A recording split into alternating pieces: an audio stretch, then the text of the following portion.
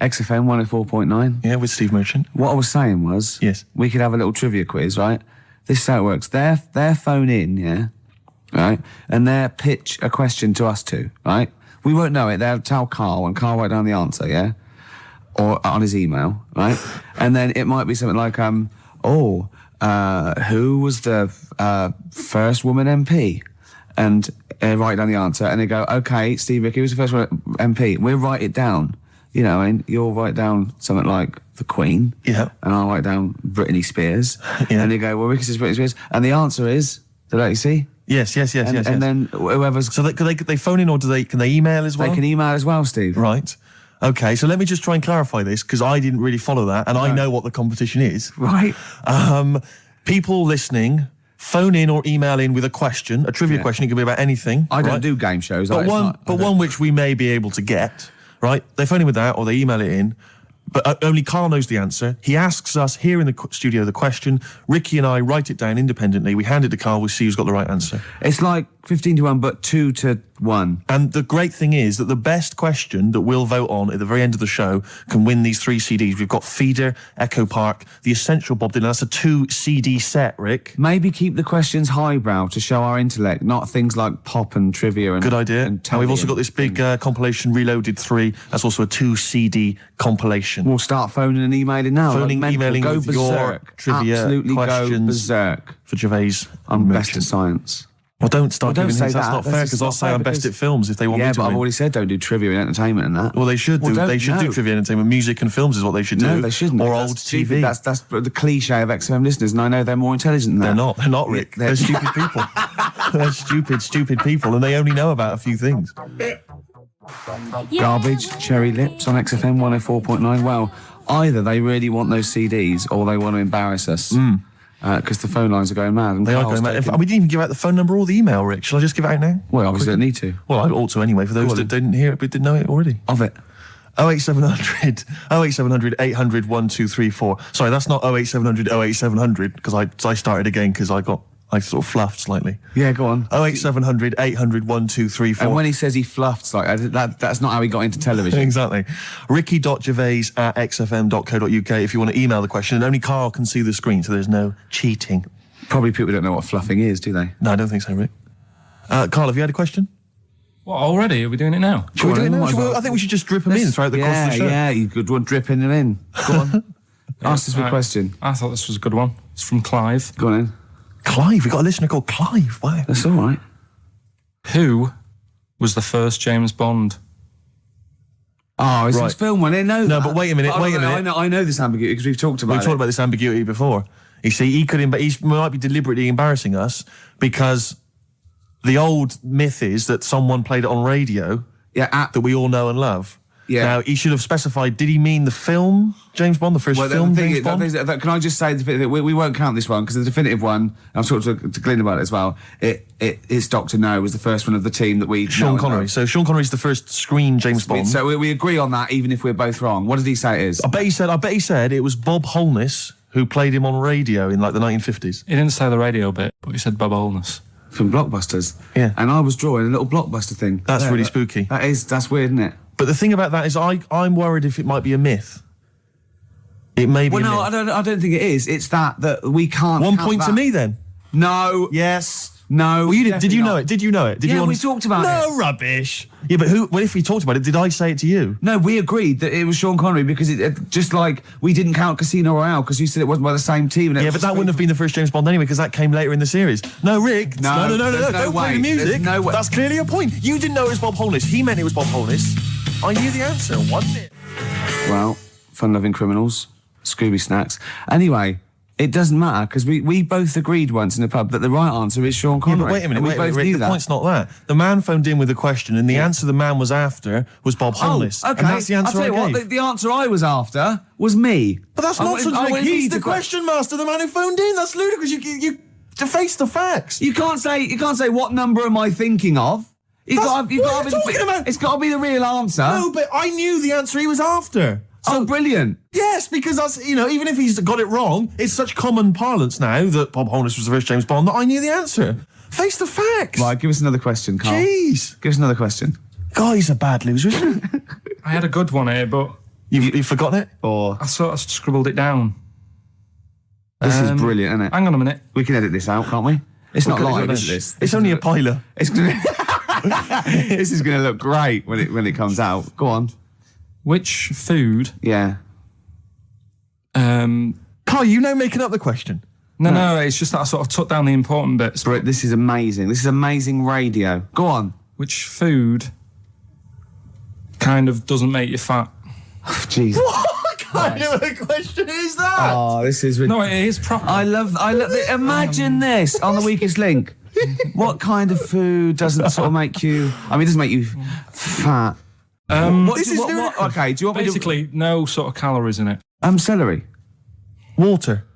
Well, I mean, what do you mean? Do you mean a vegetable? No, do you mean you're right. You're right. Apparently, it uses up more calories to bite it than don't. Yeah, but wait a minute, Rick. One all. No, it's not 1-all because you're supposed to write it down. You didn't know. But you didn't. What do you mean I didn't know? You're supposed to write it down. That's the whole point. We're writing things You down. said water. You said water. Well, that's because I thought we weren't taking the question seriously because you didn't know what he's talking about. 1-all. We got to set the rules. This is Bit too much like Portishead for my liking. Was it? Yeah. I quite enjoyed it. Beat a band. Well, it's because Portishead are from your neck of the woods, isn't it? Was it? Portishead, I think you'll find. Yeah, I'm embarrassed myself. Right, another question, quick. Is this question a real question with a definitive answer? Or is it like, what is my most comfortable chair? I don't know why people aren't going to maybe like Trivia Pursuit or something, just getting a question off that and then... Because they're a little bit more discerning than that, Steve. Have you heard the questions? They don't know what they're talking about. This is stuff they've overheard in pubs. Come on, ask it, Carl. I look at the Carl takes down and goes, what's that? I know. What am I meant to write? Go on then, ask this one. Right. What sort? No. The Pope. Yeah. What semi-precious... Sorry, Anne, Mrs. Robinson, we're going to have to let you go. Yeah. Go on. You are the weakest link, Carl. Goodbye. Yeah, go on. The Pope. Yeah, the Pope. Yeah, we've got the Pope. Yeah, that's not strictly a question. He wears a... He wears a dustman's hat. He wears gold blimey trousers. Yeah. Does he live in a council flat? Yeah, he lives in a council flat. He wears a semi-precious stone. What's the stone? The Pope wears a semi-precious stone. What is the stone? You mean, what is it called? Yeah. What is it called? What, has it got like a kind of papal name? I think it's like, is it a 18-carat one? So we got to try and get the carrot Yeah. of the Pope's big diamond. He calls it Dennis the Stone. Do they want the type of gem it is? Like Or is there some kind of jade, papal name for ruby, it? Or do they want it like the Rosetta Stone? Or I don't know. I can't play a record. Play 2 record. Let's not. Where's your head at? Basement Jacks. Right, okay, let's get this right. Have we knocked this on the head then? It's just not happening. Oh, here he is. Look. Here he is. Come in. Hey, look, he's... How have you... Oh, God. I don't believe that. Oh, that's pathetic. I do not believe that. That's absolutely pathetic. Now, they won't believe this, will they? No. Right, No. if I say that Jonathan Ross just got his massive member out, and he is a big lad, come and sit down. I've got your tickets, Mr. Gervais. Thank you. What's going on here then? I mean, why are you dropping off tickets? Well, because, in the spirit of the Comedy Awards, we like to have the rising young stars of the British Comedy That's Awards. right, and that's me. Well, we couldn't find any this year, so we've asked Ricky whether he would sit in the rising young star seat, and I wanted to deliver the tickets personally, so there's no excuses if he doesn't turn up later. Yeah. I always suspected that you were sort of pretty well endowed. Yeah. And now we've seen. It's on webcam. That was just one of my cocks. That's the one you're wearing today. Didn't we? Did We you? got in Yeah, trouble don't say saying that. No, we were This is meant to be the happening young station. What's going on? No, you can't say stuff like that. You can't. Just careful what you say. Look at after Julian Clary. 10 years in the wilderness, and he comes back in a person life. 10 years in the That happened wilderness. to you. That's Jesus you're thinking of, isn't it? Just because you're on everything at the moment. I walked in here and I came in there and I thought this is the young happening place. And what do I see in here? 3 old men sitting. What are you talking about? I'm only 28, 27. You all you're wrecked. You all look wrecked. You're Well, that's because we're always partying. I was looking for some youngsters. Where's the youngsters? I wanted to see some tight leather pants. I wanted to see some foxy chicks hanging on you every word. What is it? It's a bunch of old blokes on a block up there washing up in a sink. But look at him. He even dresses for radio. Look This at is him. ludicrous. It's amazing. It's like, you're I love the fact you were on the phone to Gervais last night, weren't you? Asking his advice on clothes. Look at him. He's going for the man down the DSS. I like that look. That's a nice look. Have you got a single pair of trousers that aren't elasticated at the waist? They're maternity jeans, aren't they? They've got a whole panel that pulls The forward. thing is, what I do at the end of the week, I can pop these in a pan and I can make a nice soup with all the food that's encrusted in As them. his years as a homeless coming to the fore there. Look at you, But one why- step away from Lawrence Llewellyn Bowen. I'd like to be that bit closer. But why are you dropping off tickets? Are you a little bit... Because I thought you were married and stuff. Why do you suddenly got this obsession with Gervais? Because I'm a bit rough, ain't I? yeah, it's like when you see Dale Winton out with those rough boys. I'd like to get one of my own. when a top celebrity in a lovely looking suit walks down the corridor with his penis out, Yes. Yeah. I know that I'm still an You attractive know man. you've arrived. I was inaugurated in the same way. For me, it was Des O'Connor. It's like it's the passing on of the baton, if I may use that euphemism. and you've been battened. But it's fantastic. Well, it is a pleasure. I don't think I'm complacent just because I'm mixed with people like you. I still wake up and think, I don't believe it. I'm mates with Jono. Can I just point out? Jono. I was listening to the show last week, and I heard you, as always, revealing a little too much about yourself, if you don't mind me saying so. Yeah. Steve, tried Not as much as you. No, but that was just for the benefit of the room. Yeah. And talking about when you used to occasionally urinate in the sink. Yeah. When you were around my house last time, and I came in, and you looked a bit shifty. No, please reassure me. It was more ownership. But Yeah. I was like, I went to my territory, and then other people that come in that go, has Gervais been round here? It's like just marking my territory. Because my coffee the next morning had a hazelnut tang to it that I don't remember putting in. Can I just say something? Because I mean, I used to, mention to you, Gervais, when we first started getting involved in the business. Yeah. I used to say, if there was one celebrity I'd like to be friends with, it's Jonathan Ross. Yeah. Lo and behold, Ricky's befriended Jonathan Ross. I'm nowhere to be seen. But Not Ricky invited told me- round. Ricky told me that I could be his friend, providing I never extended the arm of friendship. to Right. you. Yeah, if you ever... I thought as much. He tries to keep everyone else down he works with, from the office, all the other shows. He tries to keep them down. He said, I didn't even want I'm you to number come one. in. I wanted to meet you on the steps. Yeah. I didn't even want to tell you you were around. But you called. He went, who's that? And he saw your name come up and he went, well, can I meet him? Well, you're all coming tonight, aren't you? This isn't Radio 2, by the way. These links are way too long. This is snappy radio. We have to play out... Yeah. You might The be kids have lost interest. But the kids want to hear Coldplay, Catatonia, You know what I like? Faithless. How about some more of that instantly forgettable hip hop you play each week? One of those obscure hip hop hooray. That's the worst feature on British radio. You should be ashamed of yourself. Wait a minute, I've heard your quiz on Radio 2. You're having a laugh. The hip hop's had its day. You took it out. Put it away. Put it away. I'm Carl. Carl, how you doing? I'm all right. Got a question for you. Quiet man. Got a question. Yeah. The Pope. Yeah. What semi-precious stone does the Pope wear? That is easy. Go on. Topaz. Is that the right answer? I don't know. I might have wrote it down. I'm really sorry, Jonathan. It's not what he publicly admits to, but I have to know because I was hanging out with him at the Groucho one night, and he was saying, "Oh, look at this, look at this, look at that topaz. Go and buy that. Look at that. Vatican City." Look at that. We can make a nice ring out of that, he said. Didn't go anywhere, but thanks for asking. I better go. I've got to go. I've got to go and buy you. some winkle pickers. Thank you very much. Okay. Enjoy Nice to it. meet you, Stephen. Yes. Carl, I wish I could say it'd been a pleasure, but actually it was quite creepy. See you later. Yeah. It's annoying, actually, that Carl never went to the email because the questions have been sent in there. Are they Good good? questions, and they've all been sort of neatly spat out with the correct answer. For instance, I might have asked you this if I was the quizmaster, Go on. Rick. How many noses do slugs have? Oh, I Which think is an it's interesting 4. It is 4. Yeah. Point to you there. Let me just see if I can find another one.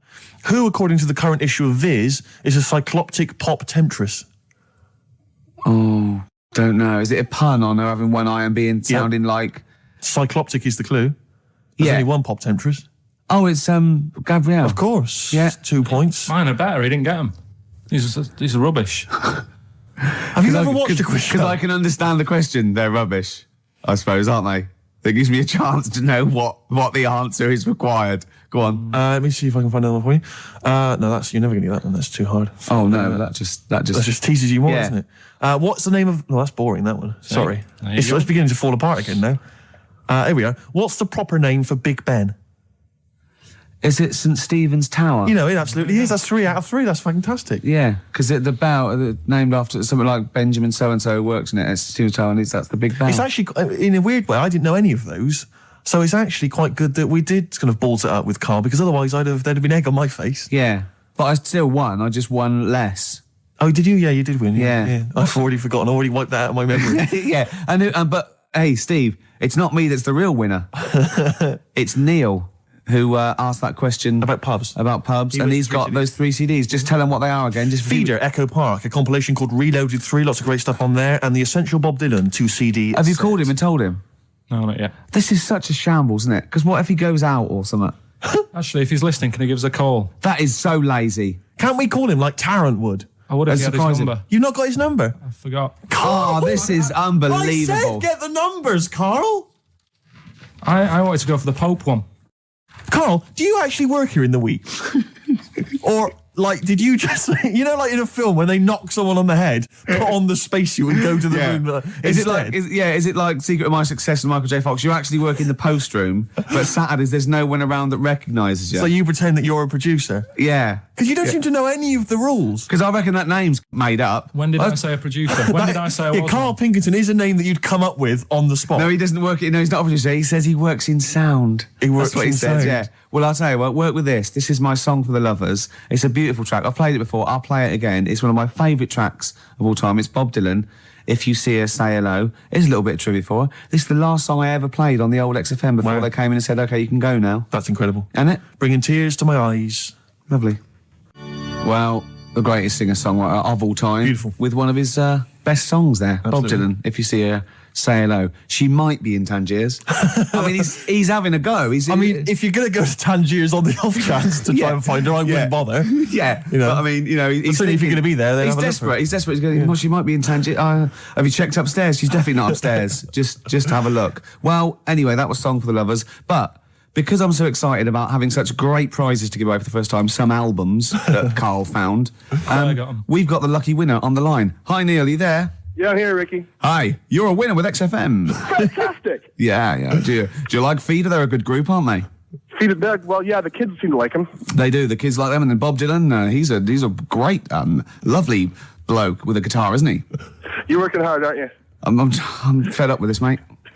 Really. Honestly, I just don't know what else to do. I come in every week. I try and do. Yeah. You have to write a new series of The Office. That's what you have to do.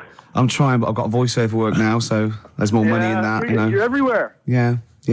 Woolies adverts. Yeah. Ooh, sorry, I shouldn't mention that shit on the radio. No, it's all right. So, Neil, Steve Merchant here. Will you be looking forward to receiving these albums? You've got Feeder, Echo Park, Bob Dylan album, the best of, and a compilation. You looking forward to them? Oh, absolutely. You know, I mean, it's going to really lift my Christmas haul. I'm not going to get to go home this year, so that's going to make up for it, I'm sure. Neil, what of those three? Which one will you be putting on first? I think Feeder, Echo Park, because the kids seem to like it. Okay. Excellent. Thanks very much. What will you be doing for the rest of the weekend? Are you going to be chilling out? I'm chilling, man. I'm freezing. I'm playing golf right now. That's madness. It's very cold out here. What's your handicap? What's my handicap? My short game's terrible. But Right, yeah. You're going to be watching the National Comedy Awards this evening. I hear that The Office is nominated. you guys are the shoe-in. Sorry? You're a shoe-in. It's yours. Thank you. I don't know what a shoe-in is, but I'd like to go to one. I think it means like foot in the door. Lovely. Yeah, not foot in the door. It's like it's yours. Your name's already on it. Oh, really? I Wow. would think so, yeah. Well, why would Ross stop around? I don't think he makes the decisions. Neil, but thanks very much for calling. Those prizes are going to be winging their way to you. We're just like real DJs, aren't we, Neil? Just say we're just like real DJs and we'll leave you alone. You guys are just like real DJs. Enjoy your game. Cheers, bye. The reason you became king of the universe, of course, is because of your fascinating French bread anecdote. Oh yeah, come on the story? then. How did baguettes come about? If this is going to be someone cooked a loaf a bit wrong and said I can still make a sandwich out of it, I'm going to hit you. No. Go on then. Right. Napoleon, when he was at war and that with Russia. 1812, yeah. Yeah, all his soldiers were like, not used to the cold weather and that. So they said, take some clothes in your bag with you because it's going to be nippy out there. So they put all the clothes in the bag. Sure.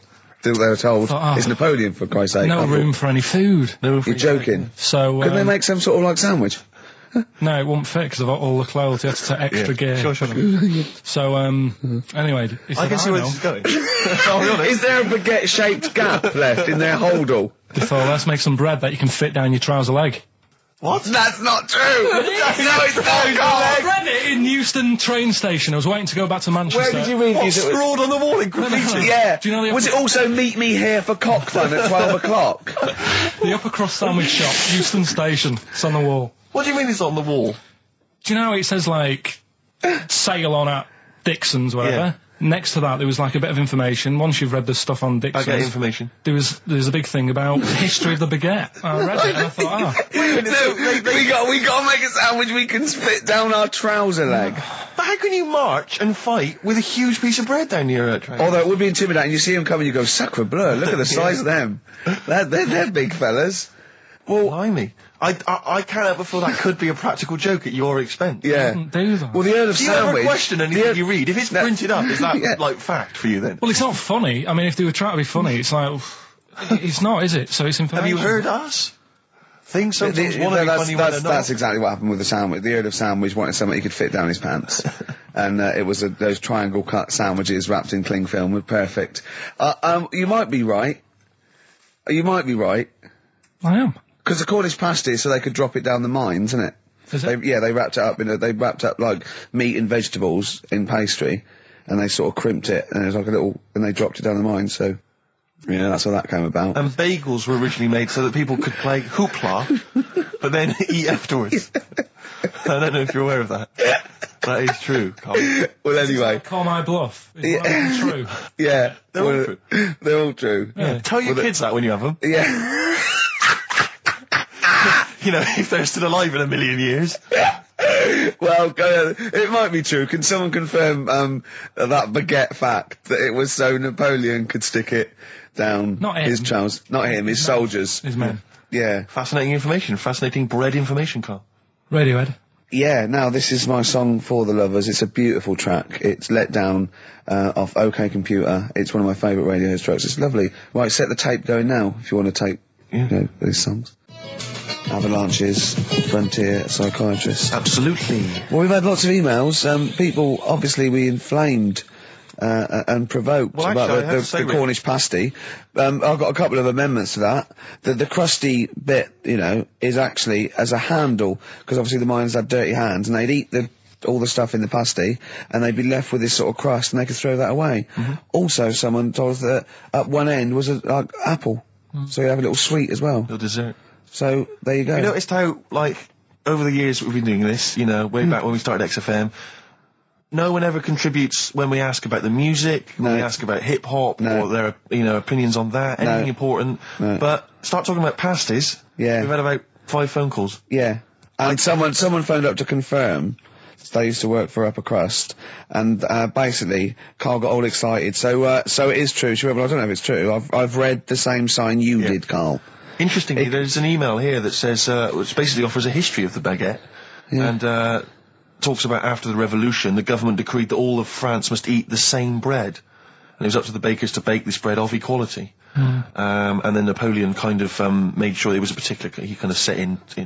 Obviously on the bread you can eat anything you find in the garden, frogs, snails, bits of horse, but squid. The interesting thing is, Rick, that there's no mention of sticking it down your trousers whilst going to war. The French have tried to keep that secret for over 100 years, it was Steve. only the upper crust people. Nearly 200 years, that is a top secret. Somehow Euston Station upper crust got hold of a document, left behind in an old sea chest, possibly Napoleon's, could have been Josephine's. Unfortunately, jotted it down. He's kicking himself now. Oh, Secretary, I cannot believe I left a note. If he talked like that. He did. He did that, yeah, he talked English, but in a very funny French accent.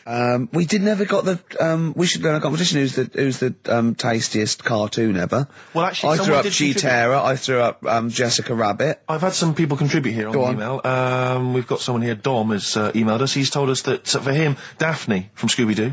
Yeah, popular choice. And obviously this is one I've never quite understood. Wilma from the Flintstones. I've actually always felt that Wilma, I don't know, I just thought she was a bit... No, not Wilma. Betty, surely. Yeah, Betty. Well, this is what I'm saying. Wilma, Betty, surely, but Wilma? No, I mean, she's quite homely. Betty, come on, Steve, you wouldn't say no to Wilma. No, I suppose not. Rick, we've got a couple of emails in here, and they're saying they enjoyed your performance over the Christmas period on a programme called 100 Greatest TV Moments. Yeah. Did you do an interview or something? What was the deal? I didn't see this. Yeah, the Office was in there, wasn't it? And I was interviewed for it. But what are they talking about? They enjoyed your performance? Come on, tell me what do you? No, I don't. It's the thing that I did on Razzmatazz. Oh, is this where they found a clip or something? Yeah. No, I was in a band, and we had one single out or something, and I did one TV appearance when I was about, oh God, and they showed a bit of it, about 7 seconds, me on Razzmatazz. Oh God. Razzmatazz, for those that don't remember, was like a kind of, I suppose, what was it, like a kind of CD UK of its time? Yeah, exactly, yeah. And, oh God. And it was of the time, sort of new romantic. And they showed a clip of this? I looked about 10, and about 5 stone with hair and makeup and girly clothes. My sister actually said I look like Posh Spice. Brilliant. There's a funny story about that, right? Because we were rushed and we had to do this thing, and oh God, and we were meant to take a flight to Newcastle. And where were you travelling from? London? Yeah, but we got there and we didn't have tickets, we were told to be there, but the A&R man overslept. Right, for the company, overslept, and it was terrible, and we were fretting, and eventually it was too late to get the plane, we missed the plane, we had to get a train, and it was really kind of fine, they were back and forth, they're going, yeah, if they come now, we can still do it, we're going to miss it, and this was like a big promotional thing, and we got there, and they went, oh, God, right, and I had this sort of like jumpsuit I was wearing that I'd cut off, put that on backwards. A jumpsuit? Yeah, brilliant. I know, Is this what was bad. on the clip? Yeah, I had that on back to front, and there was no time, and I think I even mimed wrong at one point, and it was awful. But the funny story is this, that when we were there, we didn't have our tickets. This was at the airport? We bumped into Bucks Fizz. The guys and girls from Bucks Fizz and their manager, so there's like 5 of them, right? And there's 2 of us, and they had 5 tickets, and Bucks Fizz tried to smuggle us through. And so they went through the things, right, and they went, tickets please, and he just waved 5 tickets that he had, like that, goes, this is us, right, and they went, well, can I have a look at them? And they went, there's only 5 here, and they just looked at us and went, sorry lads, we tried. We were nearly smuggled through. By Bobby. Carol. They couldn't even with their powers, they were the height of their powers. That was like make-believe time. They'd already done making your mind up. I thought if anyone can get us through customs check, it was the Fizz. But even the Fizz what I like could though, not that get us reassures me, I have to say, about kind of airplane travel. You know, in these kind of troubled times, it's nice to know that even someone like Bucks Fizz couldn't get, smuggle someone through. That's good, because even the top security man went, hold on, there's 5 in the Fizz, there's 5 tickets, those 2 lads are not going through. Exactly. Yeah, that makes you more secure about air travel now. Well, it's lovely if I'm in America, and I see 5-star, trying to get through customs. With 2 other lads. Exactly. I think, wait a minute, what's going on there? Yeah. Wait a minute, security guy stopped him, it's fine. It's fine, yeah. You know there's only 5 in 5-star. Oh. It's lovely to know that. Yeah. I love the fact, and did you know the Fizz previously? Was this your first run-in with the Fizz? No, they were doing the Taz, same as us. They were doing the old Raz, same as us. Did you recognise the Fizz and go, oh my God, that's the Fizz, let's try and sneak in with them, or did they recognise you? How did it work? They wouldn't have recognised us. Exactly, that's what I'm thinking. I love the audacity of going up to Bucks Fizz and saying, try and smuggle us in. Can you try and break aviation law for us? Now, it's time to make your mind up. We're going to the land of make-believe. I did that and they laughed. They went, brilliant. Yeah. We'll get you through, lads. Yeah. Just stay tight. I was actually on top of Bobby's shoulders in a long coat. Lovely. Yeah, but Bill... Well, seriously though, I don't understand what their plan was. Like they would have gone, through. It's the Fizz, let them through. Yeah. Don't bother checking the... It's like, it wasn't even as we couldn't even get to Newcastle. Do you think it was wearing your jumpsuit backwards that sort of gave it away? Well, no, but see, I didn't have it on then. I was just in civvies. I just had jeans and a t-shirt then. I didn't even have my hair gelled. I was just like cash. I saw it. I thought it looked all right. Did you? Did you? Well, I mean, for then in a tight jumpsuit. Yeah. Cheekbones. Brilliant. Yeah. I had some cheekbones. Yeah. That was. If anyone else saw it, or maybe they taped it and they've got a clip, because I'd love to see it. I missed it. Well, I'll get you one. If you have it, put it. I'll tell you what. Why not create a website? And put that clip on there on a constant loop, and then send the address in, and I'll give it out, and people can check it out for themselves. Yeah, brilliant. Is that okay? Yeah. Cool. I'll have to lose weight now. Yeah. Hives there on XFM 104.9. Right, we've got a competition question. Steve's come up with it at the last minute. This is just to check if you are a regular listener of the show. Yeah, we would like to reward loyalty. Exactly, absolutely. So, last week on the show, Ricky described a story that happened to him back in the 80s when he was making his TV appearance on Razzmatazz with his band, and he had to fly up, was it to Newcastle? Yeah. And he tried to get on a plane, and a pop act of the 80s tried to help Ricky sneak aboard an aeroplane. But failed. But they failed to do it. At the height of their powers. And they were at the height of their powers. What was the name of that outfit? Should we put them on the line? Absolutely, let's hear it. There's the people there already. This is to win Incubus tickets. Please do not be mental. Don't be mental or swear or say anything libelous or nasty. Yeah. Just be nice. You won't win if you're not. Go on. Hello? Hi, who's that? Oh, I've got my headphones on, haven't I? Put your headphones on, Rick. I'll just keep her talking. Oh, no. Hey, how's it going? Hello? Okay, hello. Hi. Hi there. What's your name? Lindsay. Lindsay, where are you calling from? Clapham Junction. And do you know the answer? I do. Okay. Bucks Fizz? It was indeed Bucks Fizz. It was the Fizz. It was indeed the Fizz. Well Do done. you like Incubus? Yeah. Right. Right. Oh, yeah, you see, if I was interrogating you, I'd go, you hesitated. Yeah. There's so many people phoning up who are desperate for these Incubus tickets. Please don't make They us are give them to rightfully, you. no, to be fair, they're rightfully yours. Right, I tell you what, I'll have a T-shirt if you give them the tickets. Okay, is that just any old T-shirt or... No. Can we send her a T-shirt? Carl's nodding. I think we can send you a T-shirt. Right, we'll get you a T-shirt. How are you going to do that then, Carl? Because you've got to take her name and everything now. You keep talking a minute. Yeah. This is pathetic. This is wouldn't amazing, happen isn't with it? Dr. Fox. He'd have it Foxy all wouldn't planned. do this. Can I say as well? There's a bank, there's a train station with one vowel. Yeah, but there's loads on there. He hasn't thought it through. Bo as well. There's many. Listen, Carl, take a note of her number. It can't have been that. I can't remember it. What was it? I remember I tried it the last time I tried it. This is a shambles. And I couldn't work it out. Then there was wrong answers.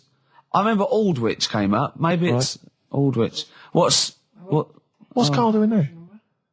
Who's he talking to? I don't know, he's talking to her, but what? Say again? Look, quick, let's think of something. Come on. Tell her, are you still on this line? No, he's picked up the phone now. So what am I Don't doing? shit, we're giving away. We're letting people behind the curtain. Let's keep up this veneer of professionalism. This is so rubbish. Isn't Come on, it? no, It's okay. don't draw attention to it. Okay, all right. But let's just talk and make. So, Steve, what are you doing tonight? Looking forward to Pop Stars? I'm looking forward to a lot. Who do you wanna win? I'm glad you've asked, Rick. I'd love to see Darius have a bit of success, but I don't think it's going to happen. I think it's probably going to be the stutterer. I think it is going to be Gareth. He has a name there, Steve. I think it's going to be Gareth. Yeah, apparently in the polls in the week he's getting twice. We're back, don't we? Okay. All right, Carl. So she's getting a T-shirt, is she? Lovely. Right. Who's that on the line? Next contestant. Hello. This is amazing. An error. I mean, we couldn't do this worse. Go on. Exactly. Hello. Hello. Who's that? It's Dan. Dan. Hello, Dan. Danny. So, right, do you want to go to Incubus? I'd love to, man. Okay. Hold on. This is pointless because he's just heard the last. He's heard the answer. Yeah, definitely Bucks Fizz. This is mad. We didn't think this through. No, but let's be honest. He wouldn't have been on the line if he didn't know the answer. Are you cheating, Dan? Dan, he said he's not cheating. This is fail-safe. That's fail-safe. This is our rigorous. I can't believe this. Dan, you're going to Incubus. Oh, cheers, man. Well That's done. blinding. Well done. Nice one. Thanks for Cheers. listening. Cheers. Carl, what do we have to do? Do we just hang up or what happens? No, you play a song and... Play a song then. You've got his details. Yeah. Oh, Play God. it. He is, He's isn't on he? a different You plane to can't us. say like that. The other week, I came in when it was really miserable. And I said to you, God, can you imagine dying today? Yeah. Because Whereas today you feel it would be a much better day to die because it's bright. the curtains open, sun Sure. shining. It's like... I mean, you'd still be a bit angsty about the dying thing, wouldn't you? I mean, I don't suppose that would be alleviated.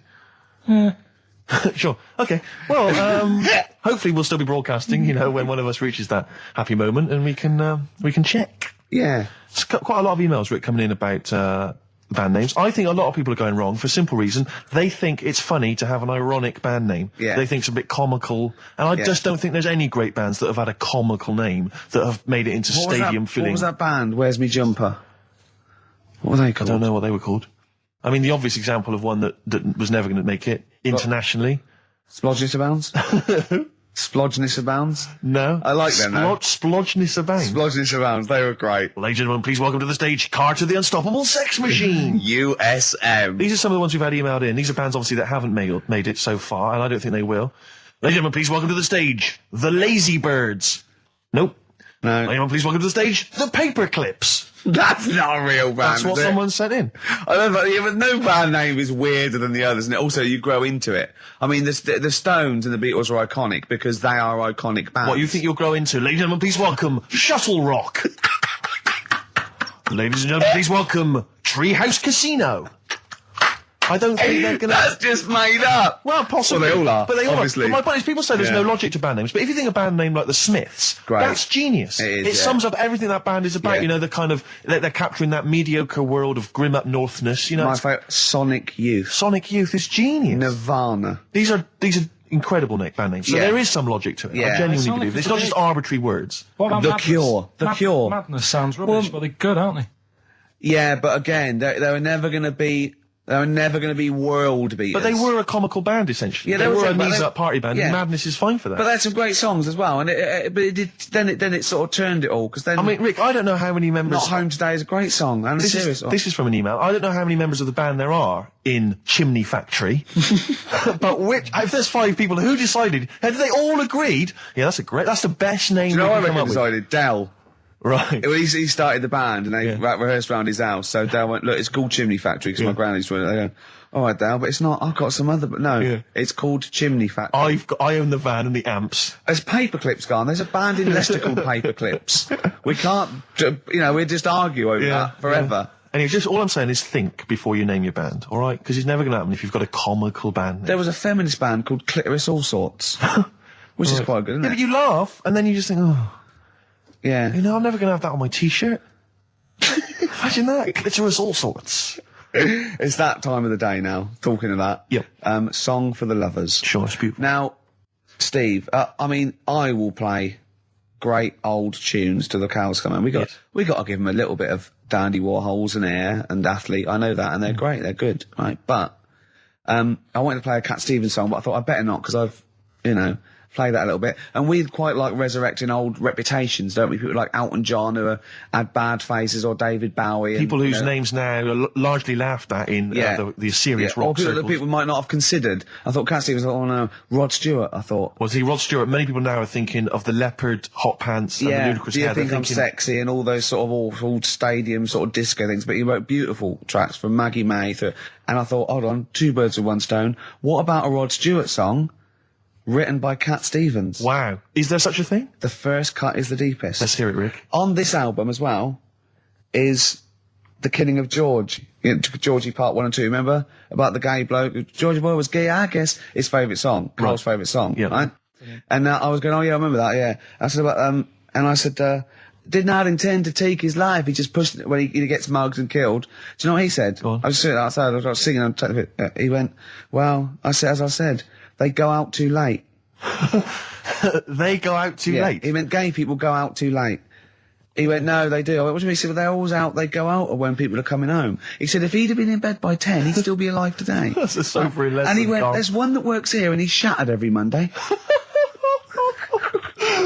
Oh, if you're gay and you're listening, just be in bed earlier. Go out when sensible people go out. Yeah. You're right, we're not on the continent, Carl. If you're gay and you're not in bed by 10, go home. Yeah. I don't get it.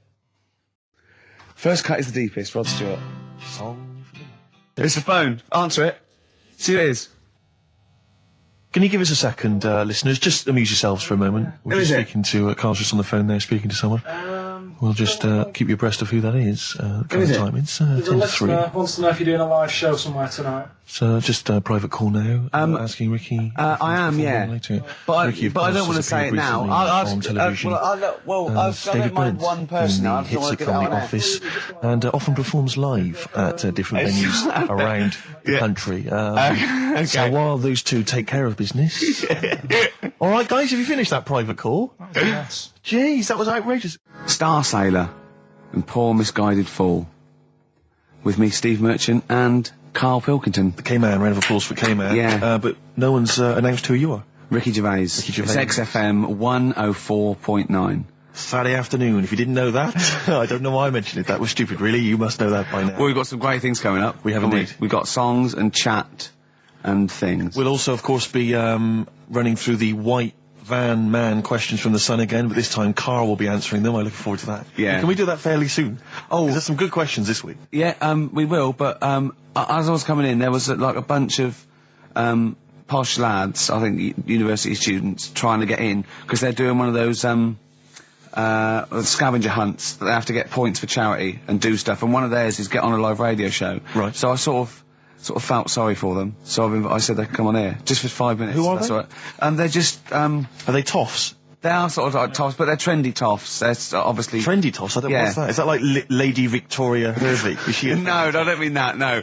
They're both sort of like that, Will of Pop Idol. Right. They're like him, sort of like trendy but posh. Okay. They seem nice enough, and they're doing it, they're just for a cancer charity, and, they just get... They got points. is it like they got their sponsor to do various Exactly. I charities? don't know quite how it works, but they're gonna come on and, because we get, for coming on this live radio show, they get 17,000 points. Right, good. If I can put that in context, Yeah.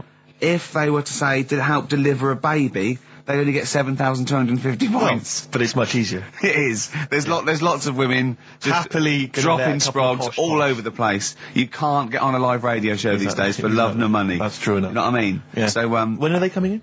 Carl said they're going to just... 1:30, I had a word with them. Okay, what did you make of And, them? They are posh. Really? But they said they're going to wander about and go and see if they can deliver a baby and that. And then come back here for 1:30. And I don't know if it... I hope they don't leave a baby sort of half out. You know, if they've got it. You know, they're push. Sorry, we're going to have to shoot off. We've got to go and see. We've got to play an instrument in a marching band for 8,500 points. Well, I did say be here definitely at 1:30 because I don't want you getting in the way of the white van questions. And the other thing is, right, they get 7,500 points for delivering a baby, but they get 9,000 points if they cut Peter Stringfellow's hair. Well, he's very precious about his hair. It's a more delicate operation, isn't Absolutely. it? There's more that can go wrong. That's true enough. Take an unconventional animal for a walk in a park. What is an unconventional animal? I think that could be a dog that just doesn't play by the rules. Yeah, that's a dog that's into Slipknot. Yeah, that wheeze in a urinal. Yeah, exactly. Standing up. Exactly. Yeah, well, I'm looking forward to that. Well, I'm sure they're lovely guys. Good luck to them. Yeah, we'll see you later. Well, we're back, and there's a few more people here. Absolutely, well done. Yeah, yeah. Well observed. Yeah. Do you want to say hello? Yeah, hi guys. And what are you doing here? This is Mark and James, or Sco and Belch, and we're here. Sorry, your names are what? Sorry, say the last bit again. Or what? Sco and Belch. Sco and Belch? Yeah, that's right. Do you want to explain that? No. No, from the drinking story. games, I imagine. Yeah. We've got worse names than that, but it's radio, so. Sure. Now, you're presumably students? We've just we kind of graduated. We've been in work like about a year or two. And what do you do? I work for a management consultancy. I work for a distribution company up in Birmingham. Well, okay. So, Now, what you're doing is a scavenger hunt, and you're raising for cancer charity Cancer research. right? Yeah. And you've got to do. And this is we're just helping you out here because for 17,000 points, you have to get live on a TV or radio show. That's exactly it. So and here we are. That's why we're here. Yeah. Do you ever listen to XFM? I know of it. Yeah. I listened to it a few times. Sure. What kind of music, what kind of sounds would you normally be into? I love cheesy radio, sort of school disco, sort of, 80s stuff. Sure. Sorry, what was your name again? Mark, or Sco. Sco. Okay. And you're Belch. Belch. And what sort of sounds would you be grooving to, Belch? Cheesy. UK garage? Well, Craig David. a bit of house just very occasionally, a bit of cheese. It depends what kind of mood I'm in, you know. Now, you don't listen much, but I mean, kiss a celeb, because Carl... Yeah, we actually want to do that with you, Ricky, is that right? No. That's not going to happen with okay. Ricky, but Carl's now got his name mentioned in Heat magazine. Is that right? Well, So that's if you want to brilliant. snog Carl, we'd love to see that. I mean, we don't want to snog Carl, but I mean, we were thinking if there was kind of a female presenter here, we might be able to do something, but What are you saying? A female placenta? well, if you've got one. Have you seen some of the female presenters that work on XFM? Oh, placenta. Is that why they're on radio? I thought you said placenta. That's unlikely. I know. Well, now, what's the other things you've got to do here? So what are some of the things you've done already? Well, See, some of these worry me, like start a fire in Pudding Lane Oh, we've done that already. for 4,700 points. I'll tell you what we have done. We've been on Phantom of the Opera stage already. Have you? Yeah, we just asked the stage door guy. And, That wasn't during the show, I see. No. And that's right. He actually mentioned that we shouldn't speak about that too. Otherwise he'll get sacked. But he was really kind to let us on. We've jumped in Trafalgar Square water with doing a sort of Friends impersonation, so that was... Right. How many points pretty did you get cold. for that? We got 2,000 points for that. We got Right. 8,000 points for being on the stage at Phantom of the Opera. Yeah. And we get double that. We get like 18,000 points, which is almost the maximum for being here right now. Really? So that's Yeah, well, absolutely great. Honestly, I wouldn't worry about the little things. I'd go for the big. Yeah, that's it. We're not interested in the little stuff. We want to go for the big stuff. Yeah. So what were the big ones are, get on stage with S Club 7, that's not going to happen, is it? When have you got till 6 today? Well, S Club 7 are on at the London Arena at about 2 o'clock, so... Good luck. But Okay. I think it's going to be very, very difficult to get on there, but we never I know. think so, yeah. Get in the vaults of a bank. Yeah, you got See, any some of these are bordering on the illegal. That's 20,000 points for that. Like getting a cage at London Zoo. Don't do that. I mean, there's 10,000 points, but don't do it. Unless it's a penguin cage. Well, that's what we were hoping. Just some kind of timid animal we might be alright with. You know? Yeah, sure. If anyone's got any good ideas for sort of funky things to do on air, then Okay, well, if you leave your number and anyone calls in, they can help you then. Well, maybe some of S Club 7 are listening. Well, let's hope so, because I mean, we love them to bits. If they are, it is for charity, and the points get awarded into money for colon cancer research. So it'd be absolutely fantastic if we could. Yeah, so Bradley, John, Tina, if you're listening. Yeah, if you're listening. Or any celebrity out there who's a female celebrity, we need to snog them. It doesn't need to be a long snog, but if we can, that'd be great. This is good for 7,000 points. This looks like a good one. Play the organ in a church. That must be easy. Is that a metaphor? Yeah, but you know what church people are like. It says the bigger the better, so it might be. That's got to be euphemism. Yeah, it's got to be, hasn't it? Yeah. Well, thanks very much. Good luck. Good luck, guys. Get an arrangement standing outside Les Mis looking Mis. That's going to happen. That's good. Man, a big gun type thing on the HMS Belfast. Well, we've got a big gun, it's just finding the boat, which is the problem. Oh, calm down. What was your name? Bo? No. Po? Go. Thanks very much. Cheers. Very much. Cheers. Bye. From their greatest hits album, that's Outcast, and a track called Rosa Parks. Like it. Yeah, enjoy it. Now, we just had a call from someone impressed by Karl, and Karl's very pleased because this guy has actually done a PhD on Che Guevara. So in theory, whatever subject he chose, in theory, he's probably one of the experts in the world on this particular field. Now, hello, are you there? Yeah, I'm here. Hello, what's your name? My name's David. David, now where did you do your PhD? Did it at UCL. Did it at UCL, mild college. And what was the actual title of the PhD? It was Che Guevara's influence on class struggle in Europe in the 60s. And what did you think of Karl's performance? I thought he did really, really well. The only thing, I'd never heard those last words before. So Karl actually knows something you don't know. Yeah, possibly. Although you presumably not take that as verified information. You probably wouldn't take everything Karl said as gospel. You'd probably look it up yourself, would you? I probably would have a look, yeah. Did you know about babies' eyes? Sorry? Did you know that babies' eyes don't grow? I didn't know that. You see, that's why you shouldn't take things Karl says as gospel. Because it come out with something, vaguely intelligent, and then say, "Did you know about babies' eyes don't grow?" Any questions that you'd want to test Karl on? Any thoughts? Any things he missed there on the history of Che Guevara? I think he did really well, and I think he should be congratulated. Because Karl has problems with understanding why people are interested in history, and even though he's been reading these books, he keeps saying, "Why does anyone care about history? Why is it important?" What would you say to Karl? I think he should maybe then look at who Che Guevara did influence and why he still influences people today.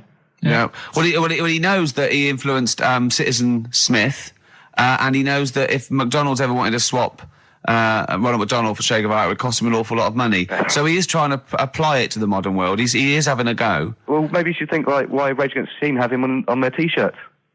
Good point, Karl. Why do you think of that? Why do you think they have him on the T-shirts, Karl? I don't know, maybe that was the design of the T-shirt. Maybe they wanted another T-shirt. Maybe they wanted Ronald McDonald. But didn't have any in. Sure. And they said, we'll have that one there then. Well, thanks very much. Just before you go, do you think Karl would be an interesting subject for a PhD? Yeah, very much so, yeah. Okay, well, if you're not... Well, hopefully one day you'll become a professor and you can maybe set that as some coursework. I could do, yeah. Karl Pilkington. Imagine that. Cheers, Dave. Having an MA in Karl Pilkington. Thanks very much, Dave. Okay, bye. Cheers, bye. That's good. My teachers never did that. What, encouraged you in that way? Never said well done. So, really? Yeah. But you never showed up. Yeah, you had to be in the same room, They were really. too busy saying, "Who are you?" yeah. No, but Mrs. Matthews, me head teacher. Oh, let's not lay into Matthews again. Not Matty she Matthews. said, Not never- Grimble Matty Matthews. I'd never be a high flyer. If she could see you now. What did she say? You'll never be a high flyer? She said that to me, mum and dad. Really? On a parents' evening. And that was after I'd played the drums in Little Donkey. She clearly didn't know what she was talking about. The Strokes and last night. We just had a call, didn't we? From Johnny Mango. Oh, yeah, Johnny Mango, yeah. Yeah, old the Mankster. And he informed me that one of the Wurzels is dead, and I didn't know that. Yeah, Adge Cutler, who was the lead man, I think. Yeah. He said he died the most rock and roll death you can die. He said he was apparently driving on a terrible cocktail of cider and other things, presumably. Yeah. Apples and jams. Yeah. And he crashed into a tractor. And I wonder, is that true? JM's not winding me up. Yeah, I hope the Mango Boy's not having a laugh at me. Is that true? One of the Wurzels died by tractor. Is that true? So give us a call. What's the number again, Carl? 08700 800 1234. If so, I'm sorry that I disrespected them. I didn't know. Table 60. Lisa Tarbuck. That's Corner Shop. Lessons learned from Rocky 1 to Rocky. I love that guitar. That's great. It's real glam rock. That's T-Rex and Bowie. I was going to play some from Ziggy Stardust today, but instead I brought in a different album. I want to play a bit of Bowie. Is that all right? Oh, of course, yeah, always. Yeah, bit of Beatles. Still to come up, by the way. We with the education of Carl, last week he did Che Guevara. He did very well. Yeah. Before that, the week before that, you learned all about Rasputin, didn't you? And this week you've been studying Hitler, haven't you? How does that go? How do you reckon that? It's a bit tough. Okay. I mean, I'll give you the full story later, Steve. Do you know much about him? No. It's, they're all linked. All these stories I've been reading, they've all got a similar sort of thing going through them. They're born, they have a bit of a tough upbringing. Things aren't going well, and they seem to take it out on other people. Okay. But I'll tell you more later. Okay. Yeah, I don't think you can... I mean, I don't think Hitler and Che Guevara... It's the same thing. Che Guevara, when he was a kid, had, like, asthma, right? He wasn't an happy kid. Hitler, he only had one ball. Well, I was trying to find about that. Yeah, seriously, he phoned me up in the week. I said, how's it going? He went, I've just skimmed it. I was looking for the testicle thing. Now, I don't know if they left that out or it's not true. Right. He was trying to look up that Hitler has only got one ball. I think they only did it to wind him up. Because it's like, you might be taking over the world, but we're all saying you've only got one testicle. Sure. And it's did you look in the index and it's sort of Hitler, Adolf, family life, early childhood, testicles, absence of? Sort of skimmed through because one of mother brackets other. Albert Hall. Yeah. The only thing I could find was at one point in like when he was trying to run the place, there was a meeting going on. And somebody had put a bag in the meeting room and it blew up. Yeah, and I'm wondering whether it was under the table. Yeah, but... Well, you're wondering if it blew a testicle? It was the testicle was under the table. No, the bag blew off the ball. No, the ball sack was probably hanging below the protective top, and so that's where he could have lost... But why would he have only just lost the one? Because the way he was sitting. Cross-legged or something. Sure. Okay. Well, I mean, again. I mean, last week we had a Che Guevara expert phoned up. Maybe they could. Maybe there's a Hitler expert this time who could maybe phone up and confirm the testicle theory. Yeah. What's the number again, Carl? 08700 800 1234. You need to have at least done a PhD or something. I don't think we should invite calls about Hitler. I think we're asking for trouble. No, I'm talking about someone who's done a study of him and who's done a PhD. Oh, okay. I'm not talking about any old nutter. And also, Carl's lottery numbers. He's a little bit more confident this week. Okay, good. He went, they're more like it. And I looked at him and I laughed. He went, no, even Suzanne said I'm on more on the right lines there. Is anyone who has done a degree in maths or A-level maths that can bear... Carl won't believe this, right? Carl thinks... I know I was partly doing it to confuse him, just see that look on his face like a cat, right? But there is the chances with a random numbers, for example, the lottery, of getting 1, 2, 3, 4, 5, 6 are no greater than any other single combination. Right. Now, that's true. I don't mean you're more likely to get 1, 2, 3, 4, 5, 6 than any other combination put together, but than any other individual combination, they're all equal. It's counterintuitive, I know. I know you think that to get a run of 1 to 6 is less likely than anything else, but it's not. Any named combination... It's not, Carl. If there's a probability... Well, it's never happened. It's never happened. Yeah, but there's any number of combinations that never happened. Every one of those combinations that have come up have happened, and they're just as likely or unlikely as any other combination, right? It's just that you feel intuitively, right, that 1, 2, 3, 4, 5, 6 is less likely than 1, 7, 12, 34, 60. You know what I mean? Well, I didn't win. Play record. Okay. If you give a monkey childbirth pills, it works. That's. Well, we were talking about interesting things about sneezing, and I remembered an interesting fact about monkeys. So, anyway, Abbas 2, brilliant. What did happen to that bloke who used to make the sound effects in Police Academy? I don't know. He was brilliant, wasn't he? Do you remember him? I don't remember. Was he called Hightower? Yeah, he was good. Yeah. If anyone knows, give us a call. God. Girls and boys. You embarrassed yourself then, Gervais. What? Well, We've had a number of calls and emails Yeah. pointing out that the Hindenburg disaster was not because the Zeppelin was filled with helium, Hydrogen. but filled with hydrogen. Right, okay. Well, I thought about that when he told me in the week. Well, yeah, but I assumed he must have got that off from the documentary. So it just went up. So that's probably why the voices didn't go That was funny. probably why it didn't feature in the documentary. Yeah. But it seems to me we should have thought of that. I mean, like, it's school fates and stuff where they're, like, filling little balloons with helium. Yeah. You know, there'd be all kinds of horror stories if they were just, just blowing up, left, right and centre. I don't think you can just blow helium up like that, can you? What? Isn't that the point? What I'm do you saying is it can't be as potentially lethal as hydrogen, helium. Well, like, hydrogen isn't as bad as helium. No, helium's not as bad as hydrogen. I don't know what you're saying, because that Hindenburg was hydrogen. Yeah, and I'm saying, why did we think it was helium? That's crazy. You go to school fates and stuff with, like, little kids, and they're filling up little balloons with helium. They wouldn't have big canisters of helium, a charity event or, a small kind of bring and buy sale if it was deadly.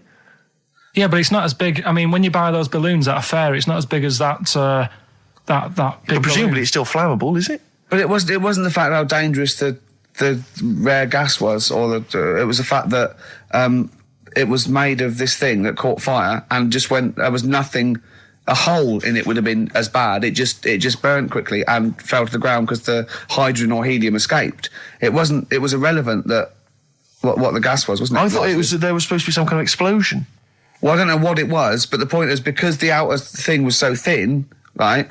The gas inside escaped and it fell to the ground. So it just fell to the ground like when you've popped a balloon. Well, not. It didn't quite. sort of go. It didn't like flap all over the place and make a zany noise.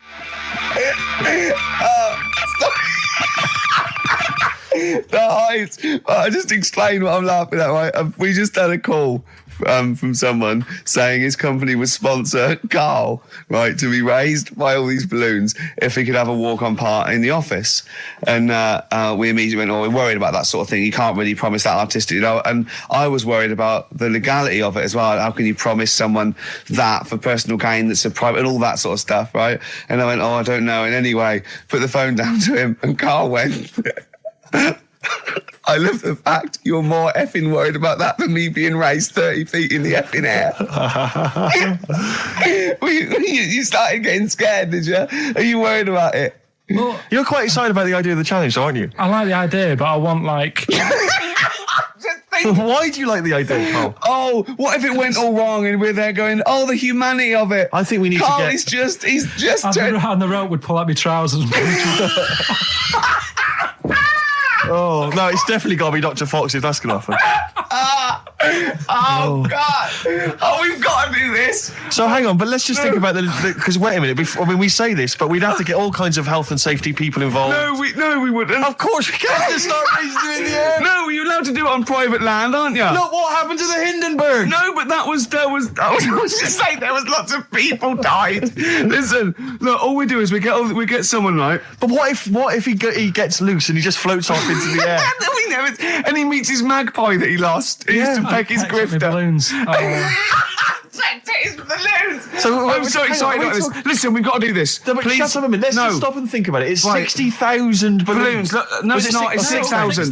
But 6,000 balloons. That's a lot of balloons. No, it's not. No, it's don't not. be silly. For sponsorship, people pay for... No, listen, it's worth it. There must be a company out there that'll pay for this, just so we can film it. Hang on, is there not an easier way of just getting one big balloon? Then the challenge is there's no challenge then. No, it's got to have people coming up and hooking balloons. It'd be like Buckaroo. And the person who puts the balloon that actually raises him 10 feet wins a prize or something. So hang on, so what we've got each person with like 500 balloons. Yeah. That's mad. Can you imagine how many balloons that is? That's ludicrous. 6,000. Yeah. That's an awful lot of balloons. I don't know, there must be someone that could do this. Oh, look, people have walked on the moon, for Christ's sake. We can raise Karl Pilkington with some balloons. Yes, but they had a NASA budget. We've got XFM behind us. Yeah, but balloons... Yeah. Balloons are cheap. You can get about a pack of 25 for about 150. Right, fine. No, true. Yeah, the helium though, Karl. You can't just attach yourself to a pack of balloons. No, but... What, you think we blow them all up? With helium. Right. Oh. Off you go. But then we can do something with the balloons, can't we? Release them afterwards. Oh, we'll release them back into the wild. Brilliant. As a sign of peace.